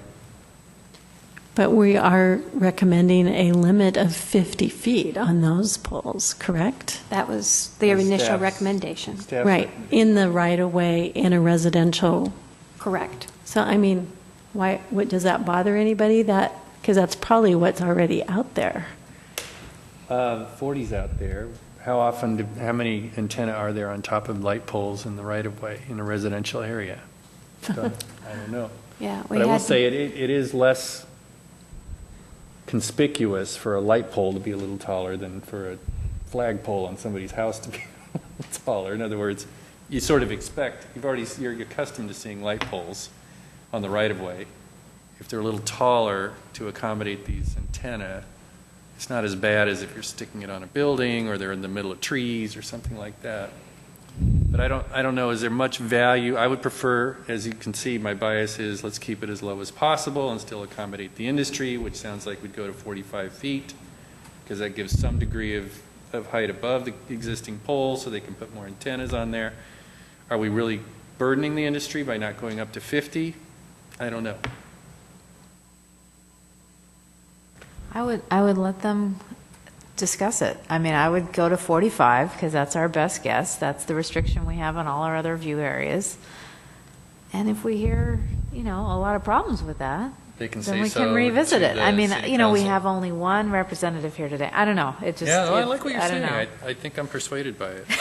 I mean, I err on the side of view protection and limiting obstructions until we know more, is I think where you're coming from. And Okay, I so I agree with see that. 3 heads nodding. Yeah. Okay. You have 1, 2, All right, 3, so we're 4. going to, in all zones, and I would prefer to have a flat limit rather than saying, I would prefer to say 45 feet rather than, Now that everything's 45 feet except residential, Well, that would be it suits our goals anyway. yeah, okay. All right. So back to process, it's our last line here. Almost our last line. So for satellite dishes, prohibited if more than 2 meters in diameter. 2 meters is 6.6 feet. Otherwise, a conditional use permit in residential zones. Permitted if no more than 2 meters and limited to a maximum of 1 dish per site in the multifamily residential zones, otherwise a conditional use permit. Non-residential zones permitted if no more than 2 meters and limited to a maximum of 3 dishes per site, otherwise a conditional use permit. And then in non-residential zones, the view zones permitted if ground mounted and otherwise a conditional use permit. I'm sure you're not going to like that, so maybe we're going to put an X there. And then in other zones, a conditional use permit. Deborah. My comment actually is just more of a formatting thing. I was having trouble going from positive negative to negative positive. And okay. So, all right. Do you see gotcha. what I'm saying? I see what Yeah. you're saying. Uh-huh. Yep. It's like which one doesn't belong there. We can fix that. Yeah. That's easily fixed. Any other comment? So we have agreement on what Lori predicted was prohibit the view zones for a satellite dish? Is that what you recommended or I predicted? think that's, to be consistent, that would make Right, sense. The alternative to ground mounted is roof mounted. Is that what you're saying? And that's then we'd be X. Well, if it's ground mounted, is it obstructing anything? Well, she's got to permit it there. Permitted if ground mounted, otherwise X. Right, that's Right, what- you're right. Right. I see it. So in the are you changing that conditional use permit to be an X on? I think would be consistent with what you just did with rooftop antennas. So if it's a ground mounted, that's permittable, but nothing on top of a roof. Correct. Is that right? Yeah. Okay. I'm Mark? seeing heads Is it nod. Okay, and then Mark, I think No, Mark go wanted to ahead. comment. Oh, it's You okay. finished? Okay. No, I was actually leaning back so he could. Mike, did you want to comment?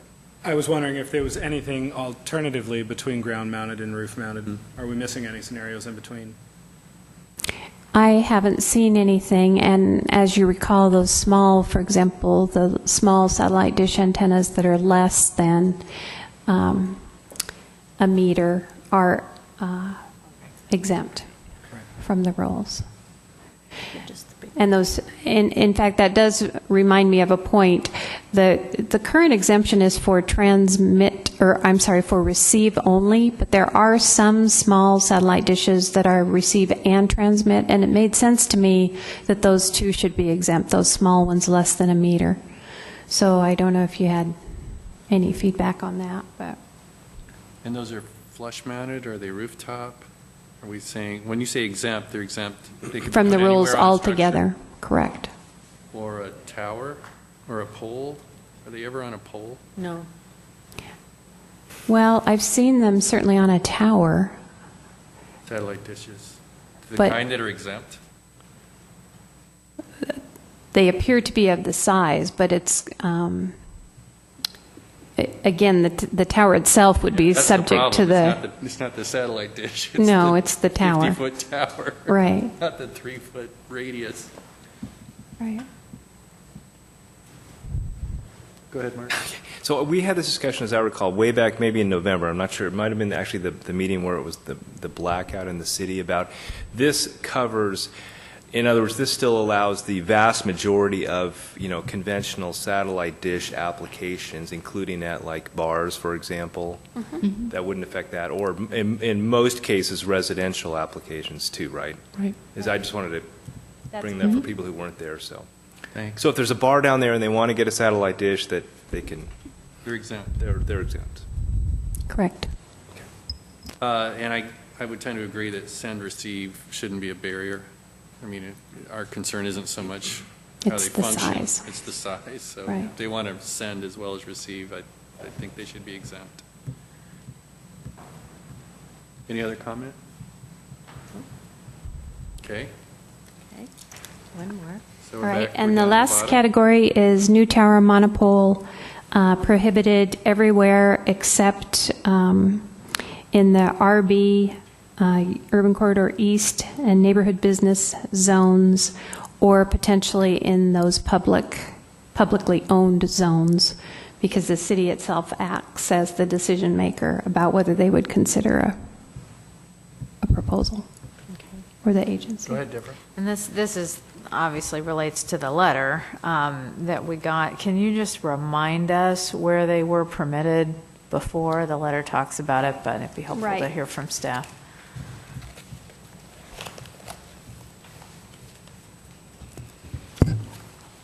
So transmission support structure was allowed in single-family residential and parks as a conditional use on a parcel abutting 61st, Simons, Juanita, Northeast 170th, or State Route 522, or it was a special use.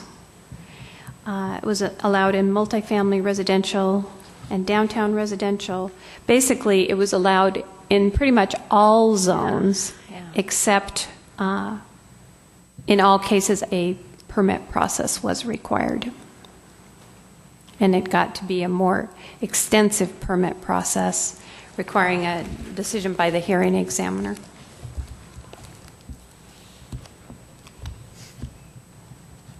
I didn't catch all that. A monopole is allowed in all, I mean, I'm seeing all these X's here. Right. Deborah was asking about the current rules. Wow. Who thought of that? I can't answer that question. I want names. I know. the scope of your role. And I can't, hindsight's 20/20, so who might have beat up somebody? All right. So are we good on the last category as is? I think we are. Good. Okay. Yeah. All right. Well, yay. Okay. So the next discussion that we just need to finish up, we're actually almost done with it because we've discussed it in tandem, has to do with the heights. So we talked about rooftop, facade, antennas on utility or light poles. So satellite dish is the last height that we didn't really discuss. And this would be 15 feet for ground-mounted dishes, and then 15 feet for rooftop dishes. However, we already know that they're now prohibited in the view zones So the standard would be up to the maximum building height in the underlying, these were the view zones, and now it's prohibited. But in the other zones, it would be 15 feet for rooftop dishes. In regional business, for example, or urban corridor east. Right, up to the height limit, or up to 45. No, it would just be a flat 15 feet. This last clause, which we've now changed, was the one that had to do with the view areas, Okay. where it's no longer permitted. So the question is 15 feet for ground-mounted dishes okay, and is 15 feet for rooftop dishes when they're allowed okay?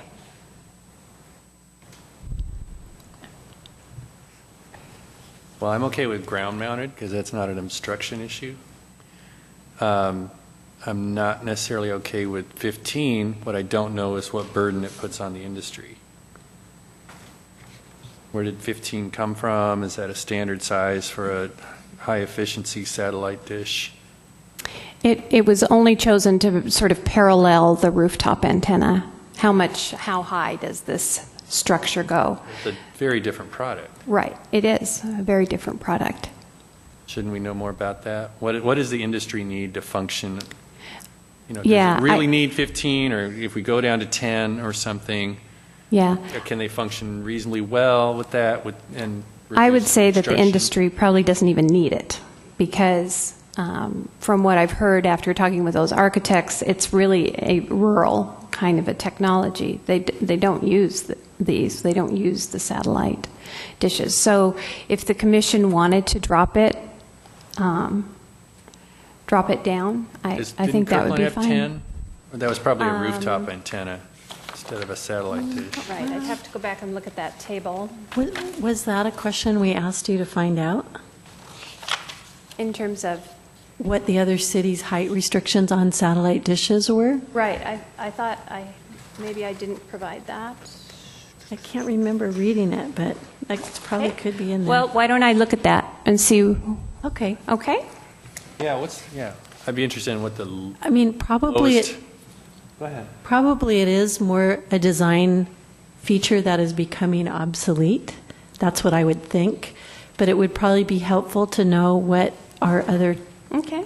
cities are doing with that piece. All right. I'll track it down. How about that? Thank That'd you. be great. Okay. So that was the last piece. I think I heard okay with the 15 feet on the ground mounted.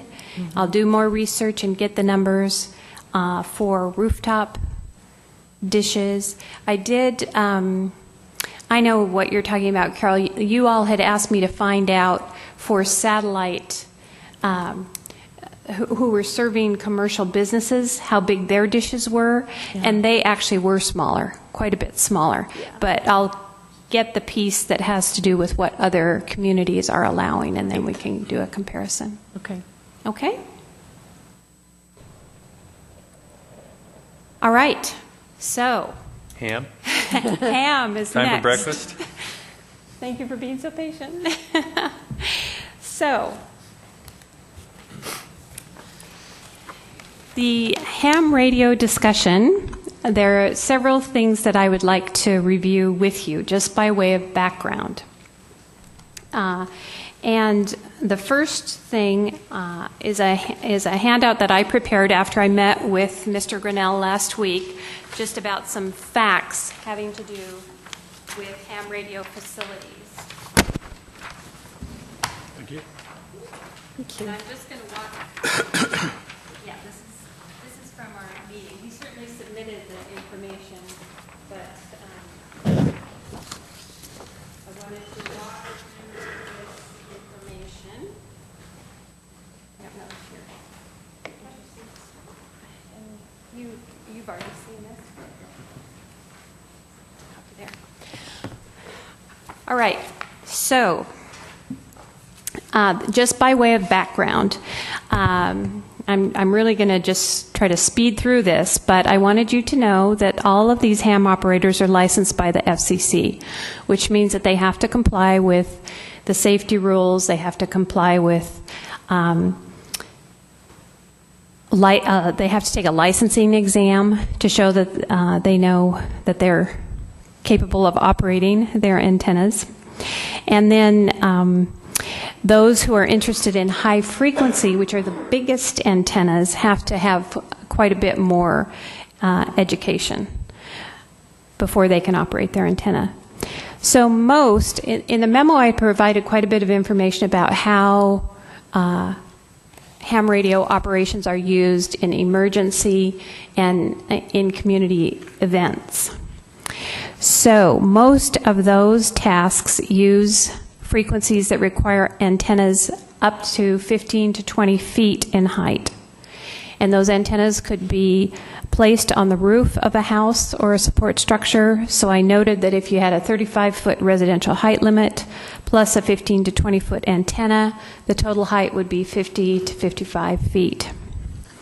The HF antennas, the high-frequency antennas, would be needed for major emergencies. These are antennas that can communicate outside the area. They can communicate regionally. And the operation is more complicated, and to get the practice and experience with these HF antennas that could be called upon, the radio amateur has to have an opportunity to operate an antenna. So that was a point Mr. Grinnell wanted me to make.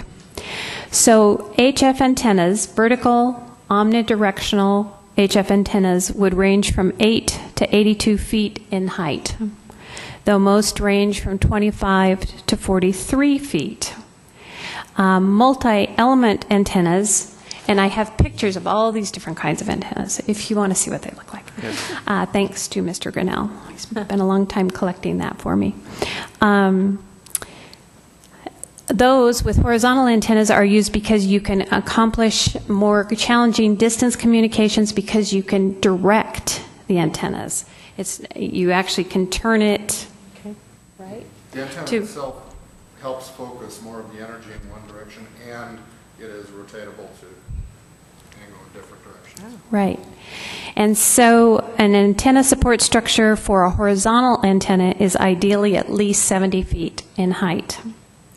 And typically that kind of a structure would have to be guyed. You know what that means. They have to stretch down wires and connect it to the ground. And the size of a lot would actually control how, on smaller lots at least, would control how high an antenna could be because you can only stretch the guy wires out so far. So unguyed support structures range to 55 to 60 feet in height. So the next paragraph talks about the basic types of antenna support structures, and again I have examples of all of these. So some amateur radio stations actually do use lattice towers, not terribly prevalent, and in all of these cases the amateur radio antenna is quite a bit smaller than what we're thinking of with a telecommunications provider. Another type of antenna is a crank-up or a nesting antenna structure. A third type is a roan tower, and the fourth type is a monopole or a mast. Now, at any point, you can say, what do these things look like? And I will show you. The vertical antennas, if they're not on a structure, may range from 1 inch to the size of a flagpole, and they're usually 25 to 43 feet in height. Those up to 30 feet may be roof mounted. Some of the points Mr. Grinnell made in his comments are that the greater antenna height not only improves radio operations for the ham operators, but it has some benefits to the neighborhood, which are by moving the signal up higher, you move it out of an area that may cause interference with neighboring electronics, and move the RF radiation, even though they're responsible to control that, it may move it up higher away from living heights. And then he believes that an affirmative aesthetic case could be made because you're moving potentially the horizontal antennas up to tree height rather than right over the roof of the house. Many communities or developments have CCNRs. Those are covenants that restrict what can go in a development, and many of those in the last few years have included prohibitions on amateur radio towers. So this is sort of by way of some factual information, particularly about heights. And at this point, I want to, do you want to do that? Segue into what are we talking about here? What are the policy discussion? What are the policy questions? How do other jurisdictions treat these facilities? And some possible approaches.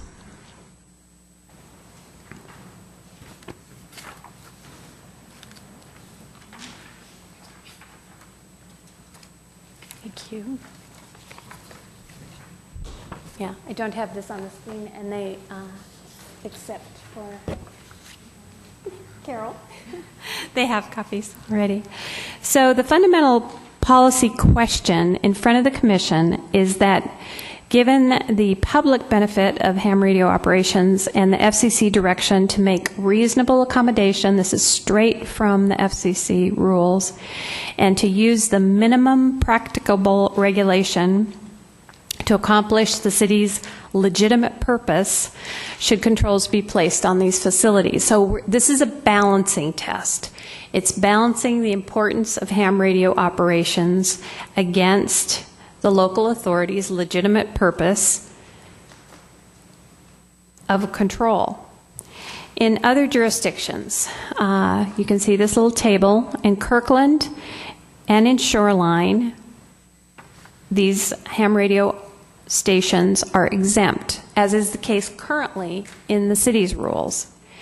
In Lake Forest Park, I couldn't find any specific information. In Bothell, it's not addressed in their wireless communications chapter. It's only permitted in the zoning code to the minimal sufficient height. So again, they're saying you can have one if it's the minimal sufficient height. That's undefined. It's undefined. Yeah, you read, yeah. It sure needs a definition. Right. Redmond has the most extensive requirements. They require a process like a conditional use permit if the antenna doesn't meet the standards, and they have standards relating to screening, landscaping, paint colors. The antennas and support structures are not allowed in the setbacks and must be located as far as possible from lot lines and residential structures on neighboring lots.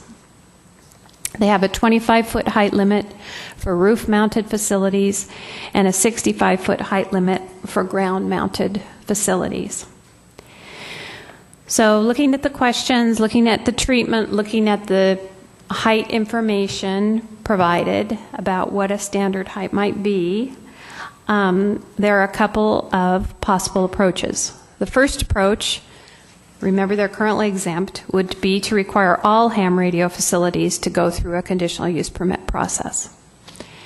The second approach, which I think is more reasonable, would be to develop that hierarchy, much as we did for other kinds of communication facilities, and use the conditional use process above the break point, whatever that may be, to achieve more desirable, to make it less burdensome to do a more desirable facility.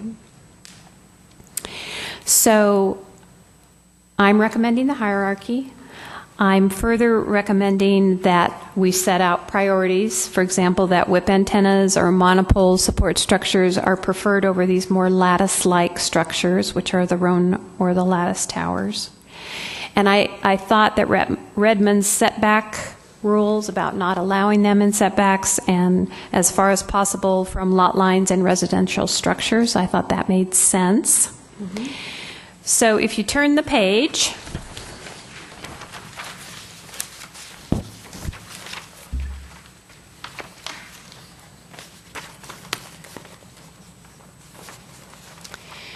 so here is the revised staff recommendation, and both of our speakers tonight were speaking to this revised recommendation, which is in front of you right now. So our first, the current packet basically said that amateur radio stations would be permitted if they met the height and setback requirements of the underlying zoning. Otherwise, a conditional use permit would be required, and we go back to those same criteria that we used with all of the other process requirements. The issue here, of course, is that if you go to the height limit, you may not be above the building that you're trying to put this facility on. If you have a 35-foot house and your height limit is 35 feet, although, as we know in our single-family zones, you can go to a higher height if you set back farther from the property lines, but it may not be sufficient. So after looking at all of these factors, my new recommendation is that, again, they would be permitted up to 50 feet, and then otherwise it would be a conditional use permit. And I chose 50 feet for a couple of different reasons, looking at sort of the fact sheet here, that the VHF and UHF antennas, remember these were the ones that ranged between 15 and 20 feet in height. If you were to put that on top of a house, that would get you to about 50 feet. For vertical antennas that were sitting on the ground, those were typically 25 to 43 feet in height. And certainly those higher types of towers, over 50 feet in height, it seemed clear to me should require a conditional use permit, those high-frequency antennas. So would it help to see pictures of some of these? Would that be useful? Yeah, please. Okay. Ask a question first. Sure. When you say maximum height of 50 feet, that's 50 feet from the ground? Right, from the ground. That's just probably clear. Okay. So in no case are they outright prohibited, but beyond a certain point, wherever that appropriate point is, a conditional use permit would be required. So I have a couple questions. Go ahead. That's okay. So these are operated by folks living in homes, Correct. right? So are they ever going to be in some of these zones that we have them listed? I don't know. They could be in multifamily, in an apartment, I suppose. It would be more likely to be mounted on the facade, or, I mean, a condo if they were using a condo. So it could be maybe mounted not. on a facade. Yeah. I'm seeing him shaking, and Brian's shaking his head, nah. It's kind of a signal, and if you do it on the But condo would most likely, Condo association. might not. So we're talking about residential neighborhoods. Is that correct? Okay. So Single we could family, you just, mean. single family residential. So we could just eliminate 4 out of these 5 boxes right off the top, I think, right? Robert? You might conceivably have one at a church or a school. There have been ham radio clubs at schools, and churches, particularly the Latter-day Saints, have a very active amateur radio network. Not sure where they fall. Okay. But I think, Deborah, your point is it's unlikely you're going to see many of these in a multifamily Yeah. commercial area. Well, yeah, for sure the multifamily sounds like we wouldn't, but maybe, well, although can churches and schools be anywhere? Is that, they're anywhere, Yeah, for the right? most part. Pardon? I would say, even if we thought something wasn't going to be there, I would not take a Yeah, zone okay. out, because I think that just Okay. is bound to lead to confusion at some point. So, okay, so that was one question. It's like, who's actually doing it? And that, now we know. The second question is, I mean, you know, we just went to 45 for all the commercial limits. So I guess I just put on the table that I would feel more comfortable going to that limit here as well, but we can talk about that. We went to 45 for As a limit. ground mounted, didn't it? Right, well, Nothing on a rooftop. in Well, the- right, exactly. 45 as the height limit for, you know, they can't, nothing can That be was- above 45. Right. That was on top of an existing utility pole Right, or from the ground. Yeah, either way, yeah. I'm looking at this, and the first thing I look at are the view zones. Yeah. And here they are, presumed to be permitted, meets height and setback requirements of underlying zoning districts, so they could go up to 45 feet in the view Right. zones. even if on a rooftop. Right. Which sort of defeats or mitigates the value of what we Just did did. before with the non-ham wireless antenna. Correct. And the question is, does the public benefit, like the FCC's emphasis on public safety and that kind of thing, justify making this exception in our view zone? And my hope is we're still talking about a pretty small piece of Kenmore there that we're trying to protect, and we're allowing them in a lot of other places, and I suspect they could still operate and serve and provide the public benefit without having to encroach on that one zone. And I can't know exactly what the burden is on the industry, as I've said many times, but it seems to me that I don't even know if we have any in that zone right now. Do you guys know?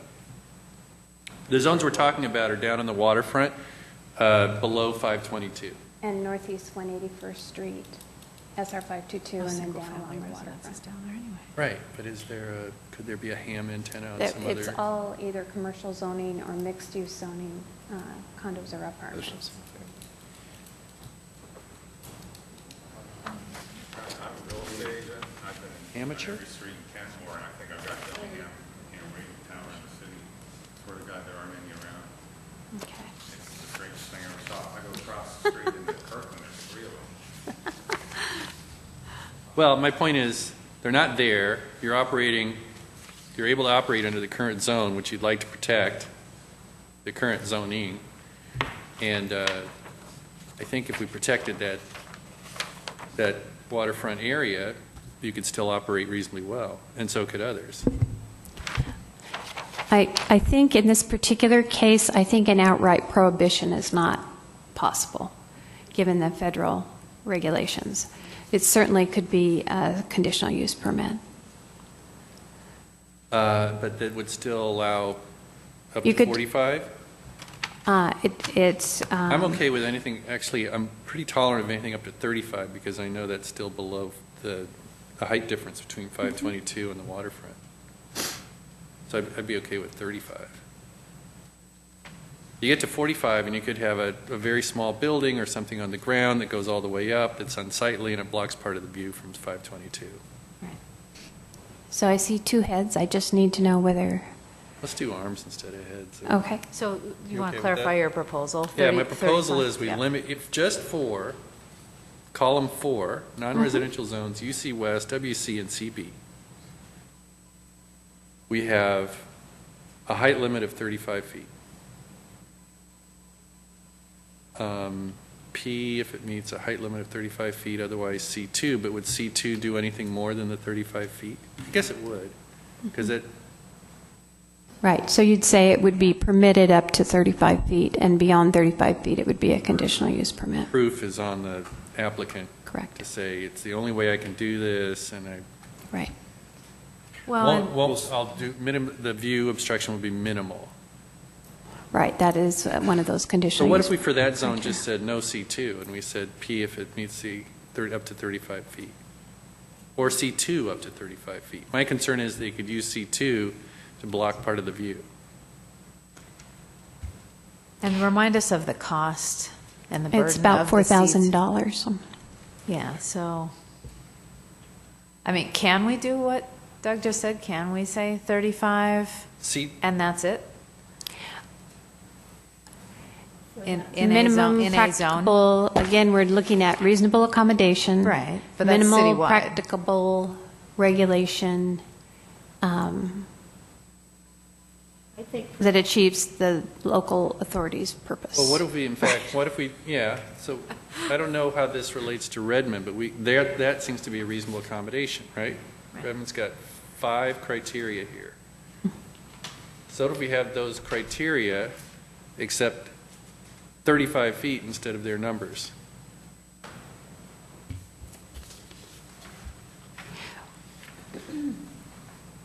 Well, for process, I think either you would want to say permitted outright up to 35 feet, and then above that, a conditional use permit, or always a conditional use permit you offer an incentive if you permit it outright up to 35 feet. You're saying we can't cap everything at 35 feet? No, I don't think you can. Because? Because of the federal rules. I think we'd be. So Well, the federal rules are very vague. They're It very says vague. reasonable accommodation. Yeah. I know, but it talks about a balancing. It talks about there you cannot outright prohibit, but you can consider a balancing of the public interest versus the public interest of the ham radio operation versus the public Right. interest. That's what I'm doing. If I were to not balance, I would say prohibited in that zone because of the sensitivity of view protection. The balance says, okay, I'll let you go to 35 feet. Well, It's we one zone. we In can that ask. zone, the public interest is much greater for that zone. That's why their burden is greater on the industry. Right. We can try it. Are you going to? I mean, the city attorney will review all of this and That was my next give question. us their is feedback. We can make these recommendations, but whether they're legal or not is up to our city attorney to Right. discover for us. I assume all he could do, or his firm could do, is Look at the case law. Right. Right. Or it's probably administrative law, and look at what ALJs have said. So, Okay. Doug, is that columns 3 and 4 you're proposing for the Three, it use was of- just the four, just because that's four. the really high sensitive view 35 zone. That's from 181st. Yep. And then once we get outside that, I'm a lot more flexible. How flexible? So I like your idea. Okay? I actually think being sensitive to the needs of the ham radio community, leaving the status for the other columns at exempt and not going through the permitted and setting other standards. I like the idea of having an exempt status for these guys and letting them continue with what they're doing. I do appreciate the view sensitivity in those zones, but I also like an exempt status for the non-view zones. I disagree pretty forcefully. Okay, Mike's on the record. You're welcome to rebut if you want to Well, argue it. Keep in mind, that's the status today, right? I understand. I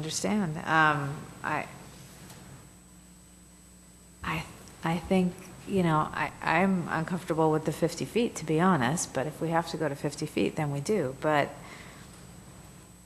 I don't know whether there's a way to say, I mean, if you're on a dime-sized lot, you're in an R6, you really want a 50-foot antenna next to you? I mean, I have a half acre. I'm not sure I want that on my neighbor, and they're a half acre. So I can't imagine what that would be like on an R6. So very uncomfortable with that idea. So. Well, I also want to respect the ham radio operator's right to engage in the activities they want to operate in, and also provide a public service in times of emergency. And I recognize the public service they provide and want to make the technology allowances to allow them to do it. And I have a caveat, sorry. I'm mostly uncomfortable with the large guide antenna. So, something that's like attached to a house or, the problem is there's like a bazillion different kinds, and we've seen that. And some of them are really hard to take when you look at them, and some of them are not. So I don't know how you, I don't know how you regulate that. Because Well- some of them, it's like, well, that's not a problem if it were next door to me and I was on an R6, and some of them I would just flip out. So, I would look to you to. Yeah, well, Eyes. I mean, I suppose you could write really specific regulations about types of towers. That would be the way to do it, if some are okay and others aren't. Rather than do that, it seemed easier to kind of control it by height. Right. Well, up Ritten to a did certain point. little. Standards relate to paint colors and screening. So they're not regulating the height, they're just regulating what they look like. No, No, they they're had height 5 limits. regulations, but that was one way to try and mitigate the aesthetic burden they Right, create. it's assuming that there might be some dislike of a certain style. And they do have height limits, but I think those height limits probably have more to do with the space around the antenna to secure it, correct? I mean, you can't put a 70-foot, 65-foot tower if you don't have a way to anchor it on your property, right? I would think so. Yeah, I think 60 was about the maximum. That could be non-guide. Mm-hmm. Okay. Anybody else? Go ahead, Mark. Well, I actually come back to, like the staff recommendation, the second alternative. I think that's the sort of preferred approach. Are we ready to, are we supposed to be voting on our approach tonight, or are we supposed to give you sort of a framework of what we think, or Yeah. you don't want us to necessarily approve specific numbers other than perhaps the height limits? What do you ask? What I'm looking for now is some guidance. Okay. Because I'm writing the regulations. I will start after the next meeting, but to write those regulations, I need to have some sense of where you want me to start. And so I've heard different alternatives. One is that they should all be exempt except in the view zones. The other alternative I heard is that this is okay, but the height limit is too high. The other alternative I heard is write really specific regulations talking about the type of towers, and then we'll have different requirements for different kinds of towers. So I just need a sense from the commission as a whole as to which direction you want to move. Question. I'm going to go ahead and the question, then Mike can go. Yeah. So my question is, I thought I heard you say that up to 60 feet, they are not guide? They don't necessarily, 55 to 60 feet, they don't So necessarily we're need only to be talking guide. about non-guide antenna at this point. Is that correct? I mean, because it's 50 feet is what you're Well, unless proposing. No, I mean, you could do Conditional use. a different kind of a tower. Just because it's guide or not guide doesn't affect, I mean, you can do a monopole at 50 feet, you could do a lattice tower at Right. 50 feet. I don't think you're trying to make a connection that's not really there. The guying doesn't have to do with the type of tower necessarily. The height. I was just talking about the height. So does it have to do with the height? Whether it's guide or not?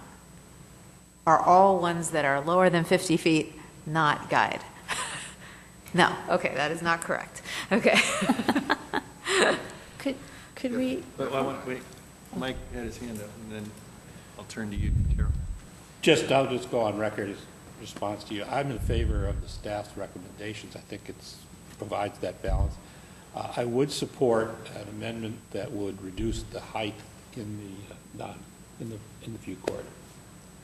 I think that's just, so if you're counting votes, that's All right. which may have a bearing on how long further this conversation goes that's on. good. I'll put that out there, and I do support the lower, and I think it is reasonable in the view corridors to have the lower. I think if we think about, right now, anything that's there is, I don't think there is anything there in terms of hand operators in those areas right now, but if there was, they'd be grandfathered. In the future, redevelopment, people are going to have choices about what they want, if they want to live there or not. Right. And it's a small portion of the community, and maybe not even a place you would want to have a ham radio off. So I think that's kind of a moot point. I think the public good in preserving the view corridors vastly outweighs the consequence there. So, and I think the 50-foot it's a number, but it seems to have some science behind it. So I support that. Thanks, Mike. Carol, you had. is it possible that we could allow one of the speakers or two of them just comment on what your recommendation would be? Like, is it still possible to be a ham operator if we followed the staff recommendations of creating a hierarchical preferred height? Or would that put a burden on somebody wanting to do ham operators' stuff. Yeah. Go ahead, Robert. Well, we would really prefer at least a height of 70 feet as my comments had and the other document has. I'm not sure, did you give them the document on antenna height and Right, I gave them, communications I effectiveness? emailed the full document, and I gave them a Okay, paper copy of the emailed to you. executive summary. If you read at least the executive summary in there, it discusses why the height is so critical in the HF range. 70 feet, as I had commented, is really the ideal minimum for most effective communications at that range. Regarding the antenna structures, what you may have is the crank-up type towers, either a triangular or a monopole telescoping tower, may go up to 50 to 60 feet maximum. Beyond that, can they go to 90? Oh, really? Okay. So I guess there are some that can go to 90. And then you can have a guide structure, which is more typically the Roan type with the 3 parallel legs that are uniform all the way up, and then that needs guying.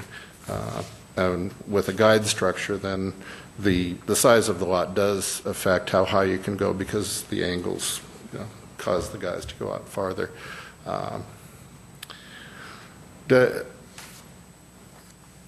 And then there is I guess a lot of, as I mentioned earlier, a lot of this seems to be driven by aesthetics. Mm-hmm. Again, I would make the point that you can really make the argument that aesthetically it's better to get the antennas. Bear in mind you've got a singular tree trunk sort of support structure, then at the top you have this blossom of one or more typically horizontal antennas sticking out at various angles.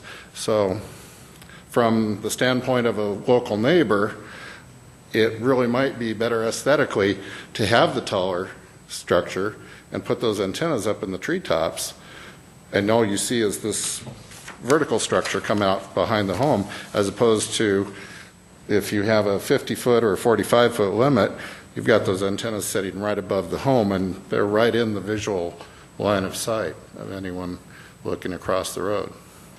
So Somebody could argue that with already under a conditional use permit is item C would factor that in. Right. In other words, if somebody really had that scenario, my problem with that, Robert, is it's an interesting argument, but it's very fact specific. You got to be just in the right place with just the right surrounding trees to sort of obstruct it at a certain point where it wouldn't be at another point.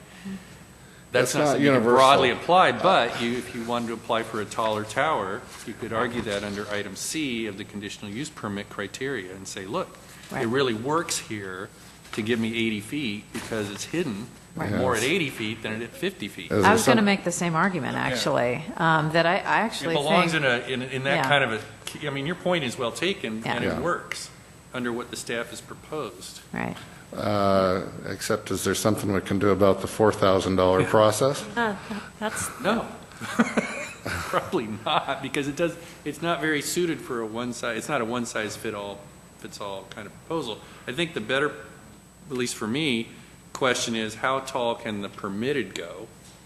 There's where you save the $4,000, and can we get it to a point, is 50 enough for balancing aesthetics versus the quality of service, or could we go to 65 like Redmond did, and maybe have some other aesthetic benefits, aesthetic requirements like screening and colors and things like that? That's sort of what I'm thinking. Because, I mean, I respect where you're coming from in the public service and the FCC's emphasis on allowing these.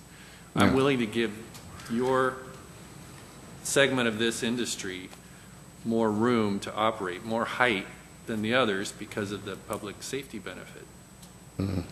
So I'm kind of working on how high can we go, and maybe we can go up to 65 or something, maybe 70, if we screen it or color it or do something to blend it into the surroundings. But there are a lot of, I mean, that's what I'm thinking of, and I don't have a simple, pithy answer. yet. I'm listening to everybody as I try to come up with something. Go ahead, Deborah. Well, I kind of agree. I actually was hoping to go in the other direction, which is a conditional use for all of R1 through R6, but if there's a way to not have such a burdensome fee, because I do think that each situation is different. I mean, we're on, for example, as you know, we're on a slope with views. And, 40 feet would be obnoxious if it was in front of your view. So I think it should be the height of the homes should be the maximum allowed as a permitted, and then a conditional use above that. But, because we have covenants, but they don't cover that. And so it would, there would be an uproar, I can tell you that. So I think the safest would be to go with the house height in a given area and then conditional use. But 4,000 is way too high a burden. But it gives the community a chance to say, well, what would work best? Would 70 work best? Yeah, maybe it would, because we've got a bunch of tall trees. 40 wouldn't, because it would be obnoxious. It would be right in everybody's line of sight. So I don't know, is there a way to do that? What if there is no view issue? What if it's a flat neighborhood? Well, that's why I said that's every time it's going to be unique. I understand you wanting to protect people's views and limit the ability of someone wanting to do this because it would obstruct your view. But no, I just think each neighborhood is different. That's all I'm saying. Yeah. So the question of fees is one that we've talked a little bit about, and we don't know. We're aware of the question, but we don't know what the answer is. We would have to talk to Development Services and also to the city attorney about trade-offs for public benefit versus reduced fees. Can you do that? Is it a gift of public funds? It raises different kinds of questions. That's why I probably prematurely said no to your concern there. I thought it was related to the cost of the city of reviewing the application. Right. So I don't know whether it's possible to reduce the fees, but that's certainly a question we can pursue. Mike had a question. Well, actually, it's more of a statement. I agree. I look at the conditional uses as the trigger point here. I think this is the key that makes this work. I agree that it would be a good idea to look at those fees. If we have a flat $4,000 fee for lots of different sorts of investigations here, that's probably an average. So in response to your question, the giving away of public funds, if we know that the level of effort required here is less than it would be for other things, then I think that creates the justification for having a lower fee, and I think we ought to take a look at that. Yeah, we'll look at it. Anybody else? So I think Brian said he's the only ham antenna in the city. Is that right, Brian? HF. HF. And how tall is your antenna? How tall is your antenna? Well, I actually have a tubular monopole crank up. So when I have it lowered, it's 25 feet. When it's a maximum height, it's at 45 feet. And I have no trees. It's out there for everybody to see. And believe it or not, it's less visible when it's at its highest point. When I walk around the block, I can't even see it from behind the block because the roof line of the ramblers and splits in my neighborhood blocks the view. It's just not that tall. Ideally, I covet all my ham buddies antennas, and most of the good operators, good stations are about 75 feet. The guys with big budgets are up around 90 to 100, and they're out in Union Hill, Redmond, where it's wide open. They're grandfathered, though, right? I mean, looking at Redmond, I thought it was 65. I real estate. I sold a 2.5-acre parcel to a friend of mine. He's just outside Redmond city limits, and he's getting a 90-foot crank-up tower installed like this weekend. So, people still do this sort of thing. I agree with you guys as far as aesthetics. I think those they talk about room towers. Those are those things with guide wires coming down all over the place. I think they're ugly as heck. So I'm a fan of crank-ups. The triangular crank-ups or tubular like mine. The problem with the tubular monopoles is they're not especially strong. Like everything else, the quality's gone down the toilet, and they'll bend in a bad windstorm. And so the size of the antennas is limited. How many are the ham antennas, not, including non-HF, are there in Kenmore? Robert, There are 119 There we go. actively licensed hams in Kenmore. Wow. I don't have any stats on how many actually have antennas of any kind. Where are they, Where are they? generally? Are they like in these neighborhoods? If you drove through a neighborhood, if you drove through Arrowhead, or you drove through, what's it called, where you live? Grandview. Just up the hill here? It's got a name. Summit? North Shore Summit. We're not on the summit. I looked at the Morelands. FCC database one time. There's like a dozen of them. A 3-wood shot from my house, but you don't see any antennas or anything. It's like people get their license Right, and they then get go on to something else in their life.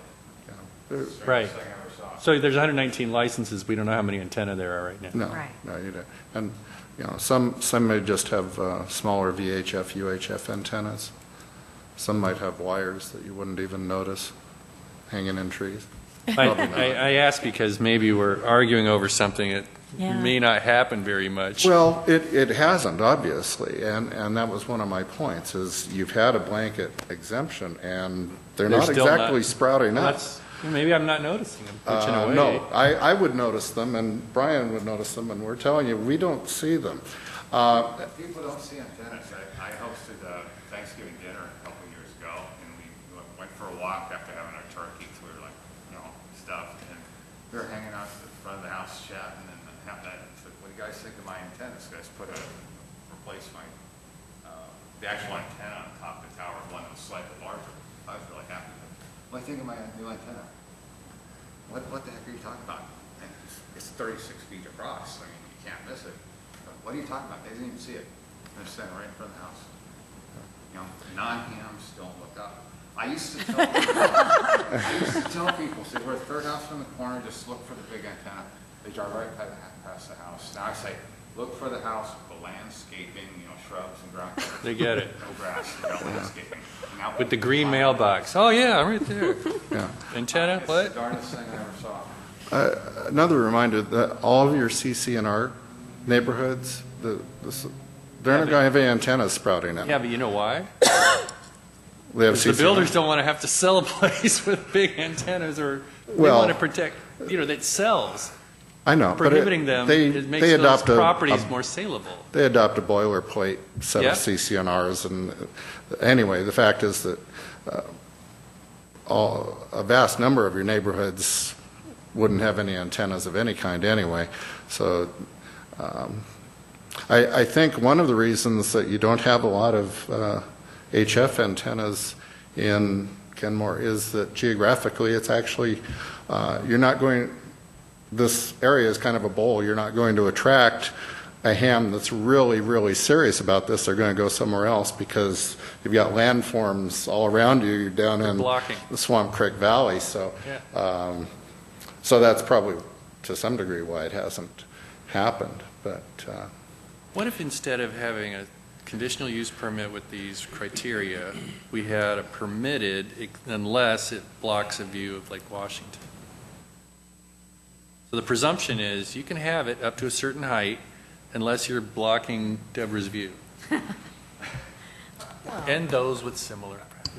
So I guess I just think there needs to be a notification. The only reason I go with the conditional is because it allows that neighborhood notification. That's all.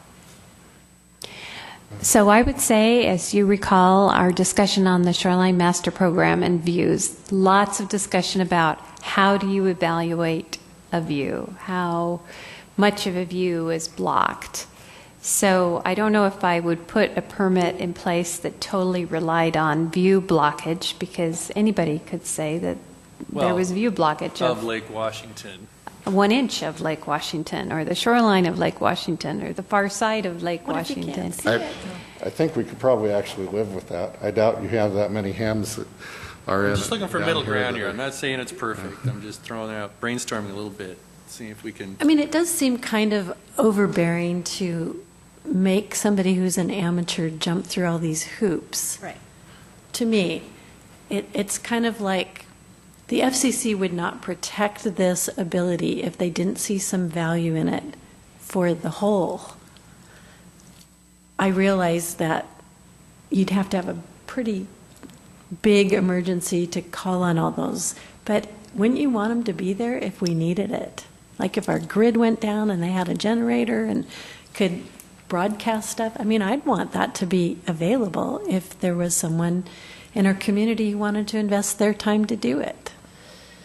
But to make it cost prohibitive, and I want to protect the views, but, you know, is there any way we can simplify that where you're not just exempting anybody can do anything? I mean, Redmond does have a process, but it's not intrusive. It's got some specifics to it. Is that what you really are recommending as we come up with those recommendations? Well, my recommendation is that they be permitted up to 50 feet. Okay. And beyond that, a conditional use permit be required. I mean, that's the recommendation that is the one I'm recommending tonight. And I've heard lots of different alternatives, and I think we're having trouble settling on which the majority of commissioners think makes sense. Yeah, but Yeah, go ahead. Observation. Yeah. Do I understand correctly, we have one and only one HF? Sounds like it. Which is the highest. That we're aware of. And Well, you're only at it's 45 feet. And it's not intrusive in its neighborhood, and it's below 45 feet. It's at 45. It's at 45. Or feet, lower. Which isn't very far from what the staff What the staff recommendation. proposed, right. So again, I would go back to, I think the staff recommendation would certainly prohibit everything to the standard we have out there right now. We're running the emergency network. We're getting the public value out of what's out there right now. I don't think this would exclude anything that's out there right now, so I think we don't lose that value. There's the option out there if somebody wants to get into something more intensive and have a larger tower out here for their hobby or whatever it is. They have a route to do that. We're not disallowing it. So I'm having a hard time understanding why this staff proposal wouldn't work. well, can I just ask a question? I would like to clarify. If you have a ham operator antenna that is under 45 feet, are you exempt from any kind of a permit? You would not have to get a land use permit. It would be permitted if you were under 50 feet. So you don't have to come to the city and file You a might have bunch to of get a building permit. I don't know the answer to that, but you wouldn't have to get a conditional use permit or any other type of zoning permit Okay. under the staff recommendation. Okay, but on the other one, it would require everyone that does it, even if they have a 25-foot antenna, to get a permit. That was an alternative that staff did not recommend. Okay, I get it now. Okay, it's 9:41. Well, I make a motion. Can I make a motion? You can, but I don't, if you make a motion, then there's going to be discussion, all that. I'm not saying you can't. Okay. I just wanted to kind of take, the temperature. We're way past when I normally do this, because it actually is pretty interesting, and Yeah. we got some momentum going, so I don't regret it. But do you guys want to keep at it for a while, or do you want to, take up Carol's motion, or do you want to do that next time, or how do you want to, are you guys like ready Well, I to? think we're still waiting for information, too. Yeah. Well, she can make a motion. Totally, but yeah. I mean, we did ask for some So why additional information. We did. So the question is, does somebody second the motion, and is there interest in discussion? So with that in mind, go ahead. I'd like to make a motion that we accept the staff recommendations. Second. Okay. Discussion. I still believe that there could be benefits to going above 50 and not below 50. And so I guess I'm hoping that we can figure out a way that is more flexible without big fees, and that includes neighborhood notification. So I'm hoping that we can get some information back about how to do that. So. And I could be persuaded to accept the staff recommendation, the second one, after meeting with amateur radio operators. Although I was thinking about maybe we can give them more height without the conditional use process if it's screened or painted, or there are certain standards as Redmond proposed. So they get a little more room to operate up to the, potentially the 70 feet that they would like. There is one Spending the alternative. $4,000. There is one alternative I can offer. It's been adopted in Beaverton, Oregon. The numbers were higher. They allowed you to go to 80 feet, but you could go up to 100 feet if the antenna was capable of being retracted down to 80 feet. So what I would suggest here is perhaps adopting that. That would work with these crank-up towers, either the tubular kind or the triangular. They often have motorized crank-up on them so that the operator could raise it up and lower it down. So maybe you could have a maximum of 70, go up to 70 if it's capable of being retracted down to 50. But then when do we, I mean, the owner would be able to do as high as he wants for as long as he wants. This kind of step gets around the height limit. If that's a concern, I'm not sure if it was Beaverton or another city with similar, the requirement was that it be retracted down below a certain level when not in use. So with motorized, we have motorized rotators and some have motorized elevators, so the operator could raise it up when it's in use and lower it down when not in use. Deborah? If that would get us up to 70 somehow. Okay. No. I like this motion. I'm really close to voting for it, but I think at 9:44, and there's still enough questions out there, I think we ought to take it up next time and start with discussion on the motion. Well, there's a motion on the floor, right? Right, It's but been we can table seconded. the motion until the next meeting. Can, That's but what I'm saying. So do I have to be the one who says that, since I made, or do you? we as have the to chair? act, we have to act on the motion on the floor. Okay. Right. So, Can there be a motion to table the motion? I don't know. well, not unless you defeat the first one. I mean, by Robert's rules, right? You have to No, finish I'm the- asking. I'm not sure. Yeah, well, I think you have to finish the first one first, and then you can, Well, we're in this discussion phase. Are people, would they like to discuss? And I guess that's what I'm getting at. Oh, I We're still see. in Can you discussion table of this this motion. motion? We Oh. table discussion until the next meeting. Maybe there's a few things that staff could bring back, and then we finish discussion and vote on the motion next time. Does that make sense? Okay. Is there any specific questions we want to ask staff to bring back for the discussion? What- Carol has, I see you. You said you were going to find out whether it was possible to lower the fees. Correct. Or- That's or the one change- thing that I had on I my just think that list. would really make a big difference. Okay. Anybody else? Agreement on that? All right, that's where we stand. Thanks, Robert. Thanks, Brian. That satisfies the agenda. Before we adjourn, is there any new business or comments? Thank you. Go ahead, Mike. I saw you. Gonna say welcome to Dennis. Yes, welcome again to Dennis. I did want to make a comment. Vice Chair Kugler will be honored at next Monday's City Council meeting, as I understand. Is that right? She will, but she won't be there. Oh. So I did call Angela. Why don't they move the meeting till she can be there? Well, it's one of the. I think she has a conflict on Monday evenings anyway, so it would be hard to find one. And so I did call her, and she was very gracious and said that's very nice that they do that, and they tend to do that after each term is finished. And Right. so I said, well, I'm sorry that you won't be there, but we do have a nice little certificate, and the mayor will read out, and I think it's signed by the mayor and you, me, Doug, I as the signed it. chair. Yeah. So the mayor will read it out. Unfortunately, Angela won't be there to accept it, but she will be. The council will recognise her service to the commission. Yeah, and she can always tune in on the live stream. Exactly. Very convenient. But if anybody wants to, I don't know if I can be there that night, but if anybody wants to be there to say a few words at citizen comment, I would encourage you to do so.